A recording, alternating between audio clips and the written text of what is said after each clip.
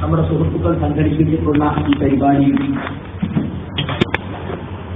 അഹ്ലുസുന്നയിലേക്ക് മടങ്ങുന്നവരോട് എന്ന തലക്കെട്ടിലാണ് വിഷയം അവതരിപ്പിക്കണം എന്നാവശ്യപ്പെട്ടിട്ടുള്ളത്. ആരാണ് അഹ്ലുസുന്ന വൽ ജമാഅ എന്നത് പൊതുവെ മുസ്ലിങ്ങൾക്കൊക്കെ അറിയുന്നതും പ്രത്യേകിച്ച് സെൽഫിയത്തുമായി ബന്ധമുള്ള ആളുകൾ സാധാരണക്കാർ വരെ മനസ്സിലാക്കിയിട്ടുള്ളതുമായ കാര്യമാണ്. എന്റെ ഉമ്മത്തിൽ ഭാവിയിൽ 73 വിഭാഗമാകും. അത് 72 നരകത്തിലാണ്. ഒന്ന് മാത്രമാണ് സ്വർഗത്തിൽ പോകുവാൻ യോഗ്യത നേടുന്ന കക്ഷി. അതാരാണ് എന്ന് സഹാബത്ത് ചോദിച്ചപ്പോൾ നബി സല്ലല്ലാഹു അലൈഹി വസല്ലം പറഞ്ഞു, മാ അന അലൈഹി യൗമ വഅസ്ഹാബി, ഞാനും എന്റെ സഹാബികളിൽ നിന്ന് ഏതൊരു നിലപാടിലാണോ ആ നിലപാടിൽ നിലകൊള്ളുന്നവർ. ഈ ഹദീസിൽ നിന്നാണ് അഹ്ലുസുന്ന വൽ ജമാഅ എന്ന പേരുണ്ടായിട്ടുള്ളത്. മാ അന അലൈഹി, ഞാൻ ഏതൊരു നിലപാടിലാണോ അതാണ് അസ്സുന്ന. വഅസ്ഹാബി, എന്റെ സഹാബികൾ അതാണ് അൽ ജമാഅ. മുഹയ്യിദ്ദീൻ ശൈഖ് റഹ്മത്തുള്ളാഹി അലൈഹിയുടെ ഗ്രന്ഥത്തിൽ അസ്സുന്നത്തു മാ സന്നഹു റസൂലുള്ളാഹ് വൽ ജമാഅത്തു മുത്തഫഖ അലൈഹി അസ്ഹാബു റസൂലില്ലാഹി സ്വല്ലല്ലാഹു അലൈഹി വസല്ലം ഫീ ഖിലാഫത്തിൽ അഇമ്മത്തിൽ അർബഅ എന്ന് അഹ്ലുസുന്ന വൽ ജമാഅത്തിന്റെ നിർവചനം പറഞ്ഞത് കാണാൻ കഴിയും. സുന്നത്ത് എന്ന് പറഞ്ഞാൽ റസൂലുള്ള ശരിയാക്കിയത്, അൽ ജമാഅത്ത് എന്ന് പറഞ്ഞാൽ 4 ഖലീഫമാരുടെ കാലത്ത് സഹാബികൾ ഏകകണ്ഠമായി എടുത്ത നിലപാടുകൾ. അപ്പൊ ഈ നിലപാടുകൾ റസൂലുള്ളാഹി സ്വല്ലല്ലാഹു അലൈഹി ഹദീസും സുന്നത്തും അതുപോലെ തന്നെ സഹാബത്തിന്റെ ഏകോപിച്ച നിലപാടുകളും അവലംബിച്ച് ജീവിക്കുന്നവർക്ക് പറയുന്ന പേരാണ് അഹ്ലുസുന്ന വൽ ജമാഅ. ഇന്ന് ലോകത്തിന്റെ നാനാഭാഗത്തും മുസ്ലിങ്ങളിൽ പല വിഭാഗങ്ങളും ഞങ്ങളാണ് യഥാർത്ഥ അഹ്ലുസുന്നത്ത് വൽ ജമാഅ എന്ന് അവകാശപ്പെടുകയും ഞങ്ങളല്ലാത്തവരുടെ അഹ്ലുസുന്നത്തിന് പുറത്താണ് എന്ന് വാദിക്കുകയും ചെയ്യുന്നുണ്ട്. നമ്മുടെ നാട്ടിലും അങ്ങനെ തന്നെയാണ്. ഭൂരിഭാഗം വരുന്ന മുസ്ലിമീങ്ങൾ ഞങ്ങൾ ശാഫി മദ്ഹബുകാരാണ്, അഖീദയിൽ ഞങ്ങൾ അശ്അരി തരീഖത്താണ് പിന്തുടരുന്നത്, ഞങ്ങൾ സുന്നികളാണ് എന്നൊക്കെ പറയുന്ന ആളുകളുണ്ട്.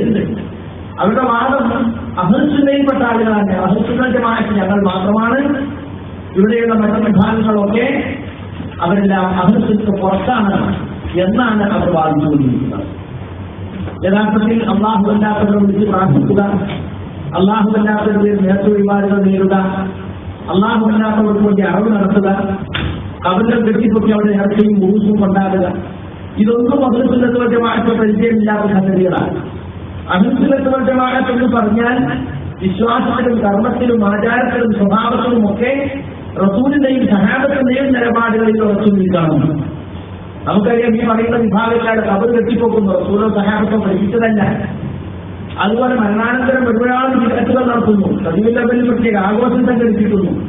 ഇങ്ങനെ സർവ്വ വിദഗ്ധത്തും ഖുറാഫാത്തും ചെയ്ത് ശിർക്കിൽ മുങ്ങിക്കുളിച്ച് നിൽക്കുന്ന ആളുകളാണ് ഞങ്ങളാണ് അഹ്ലുസുന്ന വൽ ജമാഅ എന്ന് അവകാശപ്പെടുന്നത്.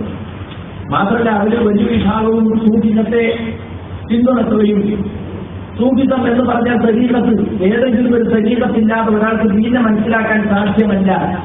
അതുകൊണ്ട് ഒന്നുകിൽ റിഫാഇയ്യ, അല്ലെങ്കിൽ ജീലാനിയ, അല്ലെങ്കിൽ നക്ഷബന്ദിയ, ഏതൊക്കെ തരീഖത്തിൽ ചേരണം മുറബിയായ ശേഷന്റെ തർബിയത്തിൽ വാദിക്കാൻ. ഇത് അഹ്ലുസുന്നത്ത് വൽ ജമാഅത്ത് പരിചയമാണ്. അള്ളാഹുവിനെ കുറിച്ചൊക്കെ എന്തെല്ലാം വിശ്വാസങ്ങളാണ് ഇവർ വെച്ചു പുലർത്തുന്നത്. അഹ്ലുസുന്നത്ത് വൽ ജമാഅത്ത് പരിചയമില്ലാത്ത, അള്ളാഹു കേൾക്കുന്നത് പോലെ ഔലിയാക്കന്മാർ കേൾക്കും, അള്ള കാണുന്നത് പോലെ കാണും, അല്ലേ? അള്ളാഹിനോട് ദുആ ചെയ്താൽ ഉത്തരം കിട്ടാൻ സാധ്യത കുറവാണ്. എന്നാൽ ഔലിയാക്കന്മാർ ദുആ ചെയ്താൽ വേഗം ഉത്തരം കിട്ടും, വായ കൂടുതലും ഉത്തരം കിട്ടും എന്നിങ്ങനെയുള്ള ഒരുപാട് പിഴച്ച വിശ്വാസങ്ങൾ വെച്ചു പുലർത്തുന്നവരാണ് നമ്മുടെ നാട്ടിൽ എന്ന് പറയുന്നത്. ഞങ്ങൾ അഹ്ലുസുന്നത്ത് വൽ ജമാഅത്താണ് എന്നത് അവർ നമ്മൾ പറയാത്തത് വെള്ളിപ്പോലും വെള്ളിയും തമ്മിലെ ബന്ധേ അതുള്ളൂ. അഹ്ലുസുന്നത്ത് വൽ ജമാഅത്തുമായിട്ട് അവർക്ക് വളരെ ചുരുക്കിയ ചില വിഷയങ്ങളിൽ മാത്രമാണ് ബന്ധമുള്ളത്. ബാക്കിയുള്ളതിലൊന്നും അവർക്ക് യാതൊരു ബന്ധവുമില്ല. അതുപോലെ തന്നെ 4 ഇമാമുകളുടെ അഖീദയും അവരുടെ അഖീദയും എവിടെ കിടക്കുന്നു? അള്ളാഹുവിന്റെ ഇസ്തിഫത്തിൽ അവർ വ്യാഖ്യാനിക്കുകയാണ്. റബ്ബുക, നിന്റെ റബ്ബ് വന്നു എന്ന് ഖുർആനിൽ പറഞ്ഞാലേ റബ്ബ് വന്നു എന്ന് പറയാൻ പറ്റാ, റബ്ബിന്റെ കൽപ്പന ഒന്നേ പറയാവൂ എന്നാണ് വ്യാഖ്യാനം. അതുപോലെ 26ഓളം സഹാബികൾ ഉദ്ദേശിച്ച് ഹദീസുൽ നുസൂൽ, അല്ലേ? നമ്മുടെ റബ്ബ് ഈ ഭൂമിയോടടുത്ത് ആകാശത്തേക്ക് എല്ലാ ദിവസവും അവസാനത്തെ യാമത്തിൽ ഇറങ്ങി വരും, രാത്രിയുടെ അന്ത്യയാമത്തിൽ ഇറങ്ങി വരും എന്ന ഹദീസ് അവിടെ അള്ളാഹു ഇറങ്ങുമെന്ന് പറയാൻ പാടില്ല. അള്ളാഹുവിന്റെ കൽപ്പന ഇറങ്ങും, അള്ളാഹുവിന്റെ പ്രതിഫലം ഇറങ്ങുമെന്നേ പറയാവൂ എന്ന് വ്യാഖ്യാനിക്കാണ്. അപ്പൊ ശരിയായ അരിയത്ത് മാത്രം ഒറ്റ സഹായം വ്യാഖ്യാനിച്ചിട്ടില്ല. എന്നിട്ട് ന്യായം പറഞ്ഞതെന്താ? ഇന്ത്യയുടെ സമയമല്ല, അമേരിക്കയുടെ സമയമല്ല, ആസ്ട്രേലിയയുടെ സമയമല്ല, സൗദിയിൽ. അപ്പൊ അള്ളാഹു ഇവിടെ ഇറങ്ങി അപ്പുറത്തിറങ്ങി ഇങ്ങനെ എല്ലാ ടൈം സോണിലും കൂടി എത്തുന്നത് പിറ്റേ ദിവസം ആവും. അപ്പൊ പിന്നെ അള്ളാഹു ഏഴാം ആകാശത്തിൽ അർച്ചിലാണെന്ന് പറയാം. അതേ നിങ്ങൾ തന്നെ അള്ളാഹു എല്ലാ അഞ്ചിനാമത്തിൽ ഇറങ്ങുമെന്നും പറയാം. രണ്ടും കൂടി എങ്ങനെ ശരിയാവുക എന്നൊക്കെ യുക്തിവാദം കൊണ്ടുവരാൻ ചെയ്തത് ഒരൊറ്റ സഹാബിയാണ് ചോദിച്ചിട്ടില്ല. അപ്പൊ സുഹൃത്തുക്കളെ, നിസ്സലാസിനോ സഹാബത്തിനോ പരിചയമില്ലാത്തതാണ് അള്ളാഹുവിന്റെ വിശുദ്ധകളെ വ്യാഖ്യാനിക്കുക എന്നത്. ഞാൻ പറഞ്ഞു വരുന്നത്, നമ്മുടെ നാട്ടിൽ സർവ്വ ഖുറാഫാത്തുകളും ചെയ്യുന്ന ആളുകൾ ഞങ്ങൾ അഹ്ലുസുന്നത്തുൽ ജമാഅത്താണെന്ന് അവകാശപ്പെടുന്നുണ്ട്. അവരുടെ ആ വാദവും യഥാർത്ഥ അഹ്ലുസുന്നത്തുൽ ജമാഅത്തുള്ള യാതൊരു ബന്ധവുമില്ല. അതുപോലെ തന്നെ ഇസ്ലാമിനെ രാഷ്ട്രീയവൽക്കരിച്ച ആളുകൾ നമ്മുടെ നാട്ടിലുണ്ട്. ഇറാഖ് പത്ത് ഇബാദത്തിനെ ഇസ്ലാമിന്റെ 4 സാങ്കേതിക ശബ്ദങ്ങൾക്കും പൊളിറ്റിക്കൽ വ്യാഖ്യാനം, രാഷ്ട്രീയ വ്യാഖ്യാനം നൽകിക്കൊണ്ട് ദീൻ എന്നാൽ സ്റ്റേറ്റാണ്, ആ സ്റ്റേറ്റിന്റെ ഭരണഘടനയാണ് ശരിയാത്ത്, ആ സ്റ്റേറ്റിന്റെ ഭരണഘടനയിൽ ജീവിക്കലാണ് ഇബാദത്ത് എന്നൊക്കെ വാദിച്ചുകൊണ്ട് ഇസ്ലാമിൽ ഒരുപാട് പുതിയ വാദങ്ങൾ കൊണ്ടുവന്നു. അവരെ സംബന്ധിച്ചിടത്തോളം സലഫികൾ നടത്തുന്ന ദഅവത്ത് ശാഖാപരമാണ്. ശിർക്കിനും ബിദ്അത്തിനുമെതിരുള്ള പോരാട്ടം അത് നിസാരമാണ്. അത് ജനങ്ങളെ ഭിന്നിപ്പിക്കലാണ്. അവർക്ക് പ്രധാനം രാഷ്ട്രീയമാണ്. അവരും പറയാറുണ്ട് ഞങ്ങൾ അഹ്ലുസുന്നത്തുൽ ജമാഅത്തിന്റെ ആളുകൾ. എന്ത് ബന്ധമാണ് അവർക്കുള്ളത്? അഹ്ലുസുന്നത്തുൽ ജമാഅത്ത് വേദമാർക്ക് പരിചയമുള്ളതാണ് ഇതൊക്കെ. ഈ 4 സാങ്കേതിക ശബ്ദങ്ങളെ കുറിച്ചും റസൂലിന്റെ സഹാബത്തിന് ബോധ്യമുണ്ടായിരുന്നു. പിന്നെ നീണ്ട കാലയളവിൽ ഈ പറഞ്ഞ ആള് പഞ്ചാബിൽ വരുന്നത് വരെ ആർക്കും യഥാർത്ഥ അർത്ഥം തിരിഞ്ഞിലാണ്. കണ്ടോ? അപ്പൊ വിശ്വാസികളോളം ഇസ്ലാമിന്റെ പ്രധാനപ്പെട്ട 4 സാങ്കേതിക സംഖ്യകളെ കുറിച്ച് അറിവില്ലായ്മയിലായിരുന്നു മുസ്ലിം ലോകം തന്നെ. വളരെ ഗുരുതരമായ ആരോപണമാണ്. അവർക്കും തന്നെ അഖീദയിലോ മൻഹജിലോ അഹ്ലുസുന്നത്തുൽ ജമാഅത്തിന്റെ നിലപാടുകൾ ഇല്ല എന്ന് വളരെ വ്യക്തമാണ്. അതുപോലെ മുസ്ലിമീങ്ങളെ മുസ്ലിമിലേക്ക് ക്ഷണിക്കുന്ന ഒരു കൂട്ടരുണ്ട് നമ്മുടെ നാട്ടിൽ. ലോകത്തിന്റെ പല ഭാഗത്തുണ്ട്. ദിക്ർ വേണം, സലാത്ത് വേണം, നിസ്കരിക്കണം എന്ന് പറയും. പക്ഷേ അഹ്ലുസുന്നത്തുൽ ജമാഅത്താണെന്നാണ് അവരും അവകാശപ്പെടുന്നത്. പക്ഷെ അഹ്ലുസുന്നത്തുൽ ജമാഅത്തിന്റെ അഖീദ പഠിപ്പിക്കാൻ അവർ ശ്രമിക്കുന്നുണ്ടോ? ഇല്ല. അവർ നിസ്കരിക്കാൻ ഇല്ല, സലാത്തില്ല എന്ന് പഠിപ്പിക്കല്ലാതെ എല്ലാത്തിന്റെ ഫളായിലും പഠിപ്പിക്കും. ഫളായിലെ നമാസ്, ഫളായിലെ സദഖ, ഫളായിലെ ഖുർആൻ, ഫളായിലെ ദിക്ർ ഒക്കെ പഠിപ്പിക്കും. പക്ഷേ തൗഹീദ് അല്ലാഹുവിനെ മാത്രം ഇബാദത്ത് എടുക്കണമെന്ന വിഷയം പഠിപ്പിക്കില്ല. തൗഹീദിന്റെ റുബൂബിയ്യത്ത് മാത്രം പഠിപ്പിക്കും. എന്ത്? നമ്മളെ കൊണ്ട് അല്ലാഹുവിനെ കൊണ്ടാണ് എല്ലാ കാര്യം നടത്തുന്നത് എന്ന് വിശ്വസിച്ച തൗഹീദായി. അതാണ് യഥാർത്ഥത്തിൽ ഇസ്ലാമിന്റെ തൗഹീദ് എന്ന് പറയുന്നത്. തൗഹീദ് റുബൂബിയ്യത്തിന്റെ ഭാഗം മാത്രമാണ് ആകുന്നത്. തൗഹീദുൽ ഉലൂഹിയ്യത്തും തൗഹീദുൽ അസ്മാഇ വസിഫാത്തുമുണ്ട്. ആ ഉലൂഹിയ്യത്തിലെ തൗഹീദിന് നേരെ ഘടകവിരുദ്ധമായ അല്ലാഹുവില്ലാത്തവരുടെ പ്രാർത്ഥന, അതിന് ഇസ്തിഗാസ എടുത്താലും എടുത്താലും അല്ലാഹുവില്ലാത്ത വിളിച്ച് പ്രാർത്ഥിക്കുക, അവര് വേണ്ടിയുള്ള ഇതിനൊന്നും അവർ എതിർക്കുകയും ഏതൊക്കെ എത്തിക്കൊടുത്തം വന്നാലും ഞങ്ങളാ ഏത് കഴിക്കൂല. അവരുടെ ജമാഅത്തിൽ കൂടി സ്വയം അഴിച്ചുകൊള്ളും എന്നാണ് അവർ പറയുന്നത്. ഇത് റസൂലുള്ളാഹിയുടെ മനസ്സിലാണോ? റസൂലുള്ളാഹിയുടെ മയ്യത്ത് ചെയ്യാൻ വന്ന ആള് അല്ലേ, 10 ആള് മയ്യത്ത് ചെയ്യാൻ 9 ആൾക്ക് കൈ കൊടുത്തു. 10ാമത്തെ ആൾക്ക് കൈ വലിച്ചു. അപ്പൊ സഹാബികൾ ചോദിച്ചതിന്റെ കൈ വലിച്ചു. അയാൾ ശക്തിയേറ്റുണ്ട്. എന്നിട്ട് അദ്ദേഹം തന്നെ കൈയിട്ട് പൊട്ടിച്ചപ്പോഴാണ് റസൂൽ കൈ കൊടുത്തത് അല്ലേ. എന്നിട്ട് പറഞ്ഞ വാക്കെന്താ? സമീപത്തൻ സമീപ കെട്ടിയവൻ ശിർക്കിലകപ്പെട്ടു. അപ്പൊ ഏതൊക്കെ കെട്ടിയവൻ ശിർക്കിലകപ്പെട്ടു എന്ന് വ്യക്തമായി ആദ്യം തന്നെ പഠിപ്പിക്കുകയാണ്. അത് കഴിച്ചിട്ടേ കയ്യെന്നെ കൊടുത്തിട്ടുള്ളൂ. എന്നിട്ട് പേര് പറയുന്നത് ഞങ്ങൾ ഏറെ കഴിക്കാറില്ല, അയക്കാമെന്ന് പറയാറില്ല. അയാൾ സ്വന്തം മനസ്സിലെ കൈപ്പ് പഴിച്ചോട്ടെ. ഇങ്ങനെന്തുണ്ടാകും? അമലുകളുടെ മഹത്വമൊക്കെ പറയും, പക്ഷെ അമൽ ചെയ്യേണ്ട രൂപം എന്തെങ്കിലും പറയില്ല. റസൂൽ അങ്ങനെ ഫളാഹിൽ മാത്രം പഠിപ്പിച്ചിട്ട് മസാലയൊക്കെ ഓരോരുത്തരും ഇഷ്ടം പോലെ വിട്ടിട്ടുണ്ടോ? നമസ്കാരത്തിന്റെ പ്രവചിച്ച ചോദിച്ചിട്ട് ഒരാൾ പറയാണ് അമീറിനോട് ചോദിക്കാൻ എങ്ങനെ നിശ്ചയിക്കണ്ടേ, നിങ്ങൾ ഏതാ മതം? ആ മതം തിരിച്ചു ഞാനുണ്ടോ ഞാനെങ്ങനെ നമസ്കരിച്ചു അതുപോലെ നിശ്ചയിക്കണമെന്ന് റസൂൽ പഠിപ്പിച്ചതാണ്. അത് യാതൊരു പ്രാധാന്യം കൽപ്പിക്കാറില്ല. ഫളാഹിൽ മാത്രം പറയും, മസായിലൊന്നും പഠിപ്പിക്കില്ല. മസായിലിനെ പറ്റി ചോദിച്ചാൽ അതിനെ തർക്കിക്കാൻ പാടില്ല. എവിടെ കയ്യിട്ടുണ്ട് കേട്ടാൽ എവിടെയും കെട്ടാം. എവിടെയും കെട്ടാന്ന് ഹദീസ് തെളിഞ്ഞിട്ടുണ്ടെങ്കിൽ ഇങ്ങനെ ഇവിടെ കെട്ടിയും തെളിവുണ്ട്, ഇവിടെ കെട്ടിയും തെളിവുണ്ട്. അതിന് പഞ്ചായന്മാർക്ക് അതിൽ ഇത് ഉറച്ച തീരുമാനമെങ്കിൽ അതങ്ങനെ പറയാം. പക്ഷെ ആളുകളെ തൃപ്തിപ്പെടുത്താൻ വേണ്ടി എല്ലാത്തിനും ഒരു തസാഹുൽ കാണിക്കാനുള്ള രീതിയിലാണ് പലപ്പോഴും അവരുടെ ദഅവത്ത് തന്നെ നമുക്ക് കാണാറുണ്ട്. നാലാളൊരു മദ്ഹബ് നിർബന്ധമായി സ്വീകരിച്ചോളം എന്നാണ് അവരുടെ വാദം. ഇതൊക്കെ ജമാഅത്തിലുണ്ടോ? സഹാബികൾക്ക് ഏതെങ്കിലും മദ്ഹബുണ്ടായില്ല? ഉമർ റളിയല്ലാഹുവിന്റെ പേരിൽ ഒരു ഉമരി മദ്ഹബുണ്ടോ? അബൂബക്കർ സിദ്ദീഖിന് ബക്കരി മദ്ഹബുണ്ടോ? താബിഈങ്ങളുടെ പിന്നെ അവരുടെ സഹാബികളുടെ മദ്ഹബിലായിരുന്നോ? അവരുടെ നിസ്കാരത്തുണ്ടായതാണ്. വിദഗ്ധരോടൊന്നും ഒരു വെറുപ്പില്ല. ഒരു പള്ളിയിൽ മൗലൂദ് എടുക്കാതെ കാത്തി കിടക്കാൻ ദേവത്തിന് എന്ന ഒരു ചട്ടി മാത്രമാണ് വെച്ചിട്ട് കൂടുന്നല്ലാതെ അതിനെ വെറുപ്പില്ല. മനസ്സിലായില്ല? ഈ രൂപത്തിൽ സുഹൃത്തുക്കളെ അവരും അവകാശപ്പെടുന്നുണ്ട് എന്ന് ഞങ്ങൾ അറിയുന്ന മാസത്തിലെ ആളുകളാണ്. കള്ളക്കഥകൾ പ്രചരിപ്പിക്കുന്നു, ഒരു മഹാൻ പറഞ്ഞിരിക്കുന്നു, ഒരു മഹാനെ കുറിച്ച് പറയപ്പെട്ടിരിക്കുന്നു എന്നിങ്ങനെയുള്ള കാലകീലകൾ വീണ്ടും തെളിവായിക്കൊണ്ടിരിക്കുകയാണ്. ഇത് പറയാൻ പാടുണ്ടോ? റസൂൽ പറഞ്ഞിട്ട് ഉറപ്പുള്ളതില്ലാത്ത റസൂലിന് പറയാൻ പാടുണ്ടോ? കഥ ആരെങ്കിലും സാമ്യതം പരിസരമില്ല. ആരെങ്കിലും എന്നെ കുറിച്ച് ഞാൻ പറയാത്തത് എന്റെ മേലിൽ പറഞ്ഞാൽ കളവ് പറഞ്ഞാൽ നരകത്തിൽ അവരെ സ്വീകരിച്ചുകൊള്ളട്ടെ. മനസ്സിലായില്ലേ? റസൂൽ പറഞ്ഞത് ഉറപ്പുള്ളത് മാത്രമേ പറയാൻ പാടില്ല. ഇത്ര ഉപനമായ ഹദീസുകളാണ് ഈ പതാരിച്ചിട്ടാവുന്നത്. ഇവരും പറയുന്നത് ഞങ്ങൾ അഹ്ലുസുന്നത്ത് വൽ ജമാഅത്തിന്റെ ആളുകളാണ്. ഞാൻ പറഞ്ഞു വരുന്നത് അഹ്ലുസുന്നത്ത് വൽ ജമാഅത്തിന്റെ ആളുകളാണ് അവകാശപ്പെടുന്ന പ്രബലമായ ഈ 3 വിഭാഗത്തിലും യഥാർത്ഥത്തിൽ നടത്തുന്നത്. പിന്നെ അർഹതയുള്ളതാക്കാം.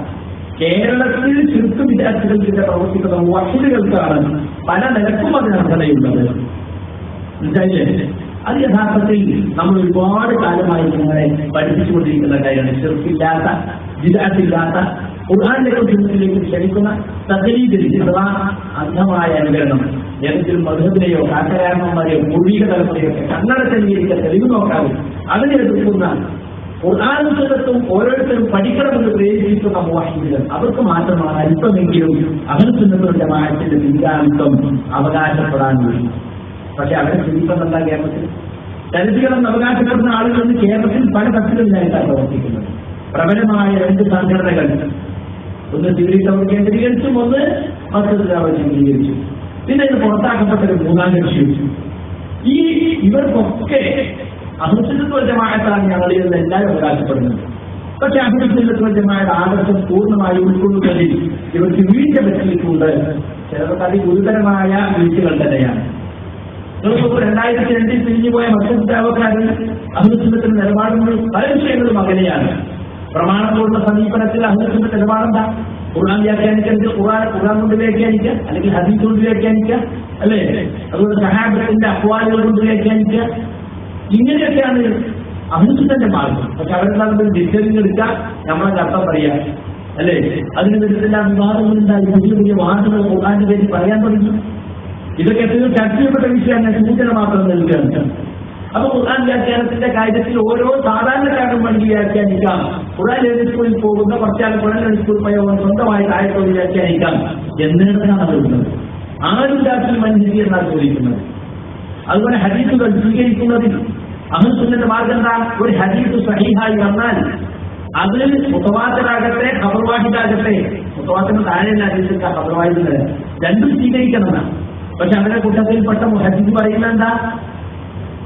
അശ്അരികളുടെ അതേ വാദം അഖീദ വിഷയമാണെങ്കിൽ ഒന്നുകിൽ ഖുർആൻ വേണം, അല്ലെങ്കിൽ മുതവാത്തിറായ ഹദീസ് വേണം. അവരാണ് സ്വീകരിക്കാൻ പറ്റില്ല.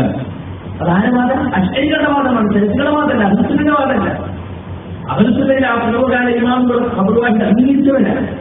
പക്ഷേ ഇത് വളരെ വ്യാപകമായി അവർ പ്രചരിപ്പിച്ചുകൊണ്ടിരിക്കുകയാണ്. അവർ പറയുന്നത് ഞങ്ങൾ ഈജിപ്തിലാണ്. സയ്യിദ് റഷീദുള്ള മുഹമ്മദ് അബ്ദുൽ ജമാലുദ്ദീൻ അഖ്വാനി പോലുള്ള ഇസ്ലാമി നേതാക്കൾ ഈജിപ്തിലുണ്ടായിരുന്നു. അവരെ സ്വാധീനിച്ചില്ല എന്ന് പറഞ്ഞാൽ അതാണ് ഞങ്ങൾ യഥാർത്ഥ സെലക്ടീവായി കാണുന്നതെന്നാണ് അവർ പറഞ്ഞത്. ജിന്നുമായി ബന്ധപ്പെട്ട് ഒരുപാട് ഹദീസുകൾ ദുർവ്യാഖ്യാനിച്ചു. ജിന്ന് എന്ന് പറഞ്ഞാൽ അത് മൈക്രോബാണ്, അല്ലെങ്കിൽ ഒരു ബാക്ടീരിയയാണ്, വൈറസാണ്, ഫംഗസാണ്, അല്ലേ? വ്യക്തമായ ഹദീസുകൾ നിഷേധിക്കാം. ശൈത്താനുമായി ബന്ധപ്പെട്ട ഹദീസ് അത് പോസിയാണ്. അവിടെ യഥാർത്ഥ ശൈത്താന്റെ പോസിയാണ്. നമ്മൾ കുട്ടികളുടെ ശൈത്താനെന്ന് പറയില്ല, അതുപോലെയാണ്. ഇങ്ങനെയൊക്കെ വാദിച്ചുകൊണ്ട് സുഹൃത്തുക്കളെ അഹ്ലുസുന്നത്ത് വൽ ജമാഅത്തിന്റെ പ്രമാണങ്ങളോടുള്ള സമീപനത്തിൽ നിന്ന് വളരെ അകലെയാണ്. മാത്രമല്ല അഹ്ലുസുന്നത്ത് വൽ ജമാഅത്ത് ബുഖാരി മുസ്ലിം പോലെ ഹദീസ് ഗ്രന്ഥങ്ങൾ ഇപ്പോൾ പവിത്രത ലഭിക്കുന്നുണ്ട്. ഖുർആൻ കഴിഞ്ഞാൽ ഏറ്റവും പ്രബലമായ സഹീഹ് ബുഖാരിയാണ്. ആ സഹീഹ് ബുഖാരി ഏതാണ്ട് ഹദീസുകളെ ചില മുഹദ്ദിസുകൾ, അതിൽ പ്രാപ്തിയുള്ള മുഹദ്ദിസുകൾ വിമർശിച്ചിട്ടുണ്ട്. ശിഹാബുദ്ദീൻ അൽബാനി വരെ എത്തി നിൽക്കുന്ന തുടങ്ങുന്ന പരമ്പരയെ വിമർശിച്ചിട്ടുണ്ട്. പക്ഷെ അവരാരും ഇവരെന്തെങ്കിലും അവരെ ബുദ്ധിക്ക് ചോദിക്കാത്ത വിമർശിക്കാറുണ്ട്. സഹീഹ് ബുഖാരി വാങ്ങോലുകൾ ചെയ്യുന്നവരെ അച്ചയ്ക്ക് പറയുന്ന സാധാരണക്കാരെ ഒരു വരി പോലും അറിഞ്ഞു വായിക്കാൻ അറിയാത്ത ആളുകളെ നമുക്ക് ഈ കൂട്ടത്തിൽ കാണുന്നുണ്ട്. അപ്പൊ അവരും പറയുമ്പോൾ ഞങ്ങൾ അഹ്ലുസുന്നത്ത് വൽ ജമാഅത്താണ് എന്ന് നോക്കൂ നിങ്ങൾ. അതുപോലെ എല്ലാ മുഖാലിഫാത്തുകൾ അഹ്ലുസുന്നത്തിന് വിരുദ്ധമായ താടിവെടി, താടികളൊക്കെ പഠിപ്പിക്കുക, താല് വളർത്തൽ അത് കാര്യപ്പെട്ട സാഹചര്യമല്ല. 2 വളർത്തിയാൽ മതി. കുഞ്ഞു വളർത്താർക്കും ചെയ്യാം. പഠിക്കുന്നത് യാതൊരു തെറ്റില്ല എന്നുള്ളത്. മ്യൂസിക് വളരെ വ്യക്തമായി സെലറ്റുകൾ അന്നുസരിച്ച വലിയ മറക്കെടുത്ത കാര്യമാണ്. നാടകം, സിനിമ, സീരിയൽ ഇതൊക്കെ ദേവസ്വം പറഞ്ഞിട്ട് അവർ ജനങ്ങളെ പഠിപ്പിച്ചുകൊണ്ടിരിക്കുകയാണ്. അല്ലേ? അവർ പറയുന്നത് ഞങ്ങൾ അനുസരിച്ചിട്ടുള്ളതാണ്. മനസ്സിലായില്ലേ? അതുപോലെ സുഹൃത്തുക്കളെ ഔദ്യോഗിക വിഭാഗം എന്ന് പറയുന്ന ചിന്തിച്ചവരാരും അവർ തത്വത്തിലൊക്കെ അംഗീകരിക്കും. ഖുർആൻ ചിലപ്പോൾ മാതൃക വേണം, ഹദീസ് സ്വീകരിക്കാത്ത ചിലപ്പോൾ അംഗീകരിക്കും പറയും. പക്ഷെ അവരെത്താ സ്ഥിതി ജിന്ന് ബാധ നിഷേധിക്കുന്ന, സിറുബാധ നിഷേധിക്കുന്ന, ദജ്ജാൽ നിഷേധിക്കുന്ന എത്ര ആളുകൾ അതിനകത്തുണ്ട്. പുസ്തകം കയറ്റി കൊടുത്താൽ അത് ഗുരുവാണ്, താലി നീട്ടിയാൽ അത് ഗുരുവാണ്, പെണ്ണുകൾ മുഖം വളർത്താൽ അത് ഗുരുവാണ്. അതിൽ കവിയെ കുഫറാണ്. ഒരു സുന്നത്തെടുക്കുന്ന ആളെ സംബന്ധിച്ചത് ഗുരുവാണെന്ന് പരിഹരിക്കുന്നത് സ്റ്റേജ് കൊടുക്കുന്നവരാണ്. തിരിച്ചറിയത്തിനകത്തെ പ്രസംഗ അത് ന്യായീകരിച്ചുകൊണ്ടിരിക്കുകയും ആളുകൾ രംഗത്ത് വരികയാണ്. അപ്പൊ നോക്കുന്നത് തത്വത്തിൽ അംഗീകരിക്കും വചനത്തിൻ്റെ ആൾ. പക്ഷെ പ്രയോഗത്തിലുണ്ടോ? ഇപ്പൊ നിങ്ങൾക്ക് ജീവിച്ചേക്കാൻ പറ്റിയ ചർച്ച വന്നപ്പോ എന്താ ആരും നമ്മൾ പറയേണ്ട, ആ ജനങ്ങൾ പ്രശ്നം എന്ത് പറയാൻ നമ്മൾ പറയാൻ നല്ലത് എന്ന് പറഞ്ഞ് ഒരുപാട് മൂടി വെക്കാൻ ശ്രമിച്ചു. പക്ഷെ പണ്ടത്തെ പറഞ്ഞ് നമ്മുടെ വായുവിൽ മാത്രം ജനത തീരുപിടിക്കുന്ന കാലാണോ? ആളുകൾ നെറ്റിലും ടെലിവിഷൻ സൈറ്റിലും ഒക്കെ പോയിട്ട് പല ഹദീസ് കൊണ്ടുവരുമ്പോ നമ്മൾ കിടത്ത് വരുന്നണം അല്ലേ? അത് പറയുന്നത് എന്ത് പറയുന്നത് അവർക്ക് ഇവർക്ക് പറഞ്ഞു എന്തെങ്കിലും പ്രമാണത്തിൽ പറഞ്ഞൊന്നുമില്ല, നമ്മളെ തീരുമാനത്തിൽ പറയുന്നതാണ്.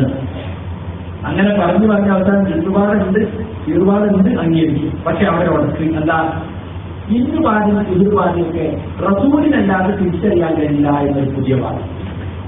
നോക്കൂ നിങ്ങൾ, റസൂലിന് വഹിയുടെ അടിസ്ഥാനത്തിൽ മാത്രമേ ജിന്നുവാദി തീർവാദി തിരിച്ചറിയാൻ സാധിക്കുള്ളൂ. മറ്റാർക്കും തിരിച്ചറിയാൻ കഴിയില്ല. ഇന്നത്തെ കാലഘട്ടത്തിൽ അടയാളങ്ങൾ നോക്കിയിട്ടോ ലക്ഷണങ്ങൾ നോക്കിയിട്ടോ ആർക്കും ജിന്നുവാദി തീർവാദി തിരിച്ചറിയില്ല. നമ്മളൊക്കെ കൃഷി അബ്ദുറഹ്മാൻ ബർമാക്കിനോട് ചോദ്യം കൊടുക്കും. അദ്ദേഹം പറഞ്ഞത് ആ ഒരു വിമർശനത്തിൽ ഇസ്ലാമിൽ കടത്തിപ്പിടിച്ച പുസ്തകവാദാണെന്നുള്ളത് അവരെ പറയുന്നതാണ്. അഹിംസവാദികളാണ് അവരുടെ പുസ്തകവാദികൾ. ഇങ്ങനത്തെ എത്ര പുസ്തകവാദം ഇപ്പൊ പുതുതായി ഇറങ്ങിക്കൊണ്ടിരിക്കുന്നത്. ഇപ്പൊ മന്ത്രവാദത്തിന്റെ ക്യാമ്പയിൻ നടക്കുകയാണ്. മന്ത്രവാദത്തെ വിമർശിക്കുന്നതിന്റെ മറവിൽ ശരിയായ മന്ത്രത്തെയും തള്ളി പറയുകയാണ്. പ്രത്യേക ശരയ്യ ഇവരുടെ ശരയിൽ അംഗീകരിക്കപ്പെട്ട മന്ത്രങ്ങളുണ്ട്. അത് വെറും രോഗശമന പ്രാർത്ഥനയാണ്. രോഗിയെ സംബന്ധിച്ച് അള്ളാഹുവിനെ പ്രകാശനത്തിൽ പ്രാർത്ഥിച്ച് മൂല്യം കഴിഞ്ഞ് അല്ലാതെ ബിന്ദുപാലത്തെ സീറുപാലക്കുള്ള റുക്കിയല്ല. അത് റസൂലിന് മാത്രം ഹാസാൻ റസൂലിന്റെ ഒഴിച്ചിട്ടാണ് എന്ന് പറയുന്നിടത്താണ് നോക്കുകൾ. ജിന്നും സിറുമായി ബന്ധപ്പെട്ട ഒരുപാട് ഹദീസിൽ ഞങ്ങൾ പറയുന്നില്ല.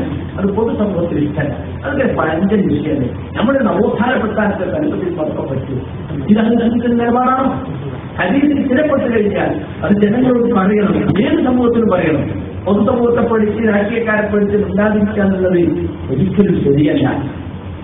ഇപ്പൊ 3ാം കക്ഷിയായി വന്നവരിൽ സ്ഥിതിയെന്താണ്? അവരും പൊതുസമൂഹത്തെ പേടിക്കാന്ന്. ഇത് മന്ത്രവാദ വിമർശനത്തിന്റെ മറഞ്ഞ് മുഖ്യാശരയെ പച്ചക്ക് നിഷേധിച്ച് ഈ പുറത്താക്കപ്പെട്ട പല ആളുകളെ സംബന്ധിച്ചും തനിച്ച മന്ത്രവാദികളാണ് അവർ മന്ത്രവാദികളെ കൊണ്ടുപോകണം എന്ന് പ്രസംഗിച്ചിട്ടും മിണ്ടുന്നില്ല. ഞങ്ങളിപ്പോ യുദ്ധത്തിന്റെ പ്രശ്നമില്ല. ഞങ്ങൾക്ക് പറഞ്ഞു നമ്മളിപ്പോ ഇനി നമ്മളൊരു മറുപടി വരാൻ നമ്മൾ ജിന്നൂരിൽ നിന്നുള്ള പേര് ഇനി കിട്ടുള്ളൂ. ഒരു തരക്കാൻ ആ പേര് മാറ്റാൻ വേണ്ടി നമ്മളൊന്നും മിണ്ടല്ല എന്ന് തീരുമാനിച്ചിരിക്കുകയാണ്. അത് ആലോചിച്ച് നോക്കൂ. ആരെയാണ് കേൾക്കുന്നത്? അള്ളാഹു തന്നെയാണോ ജനങ്ങളെയാണ്?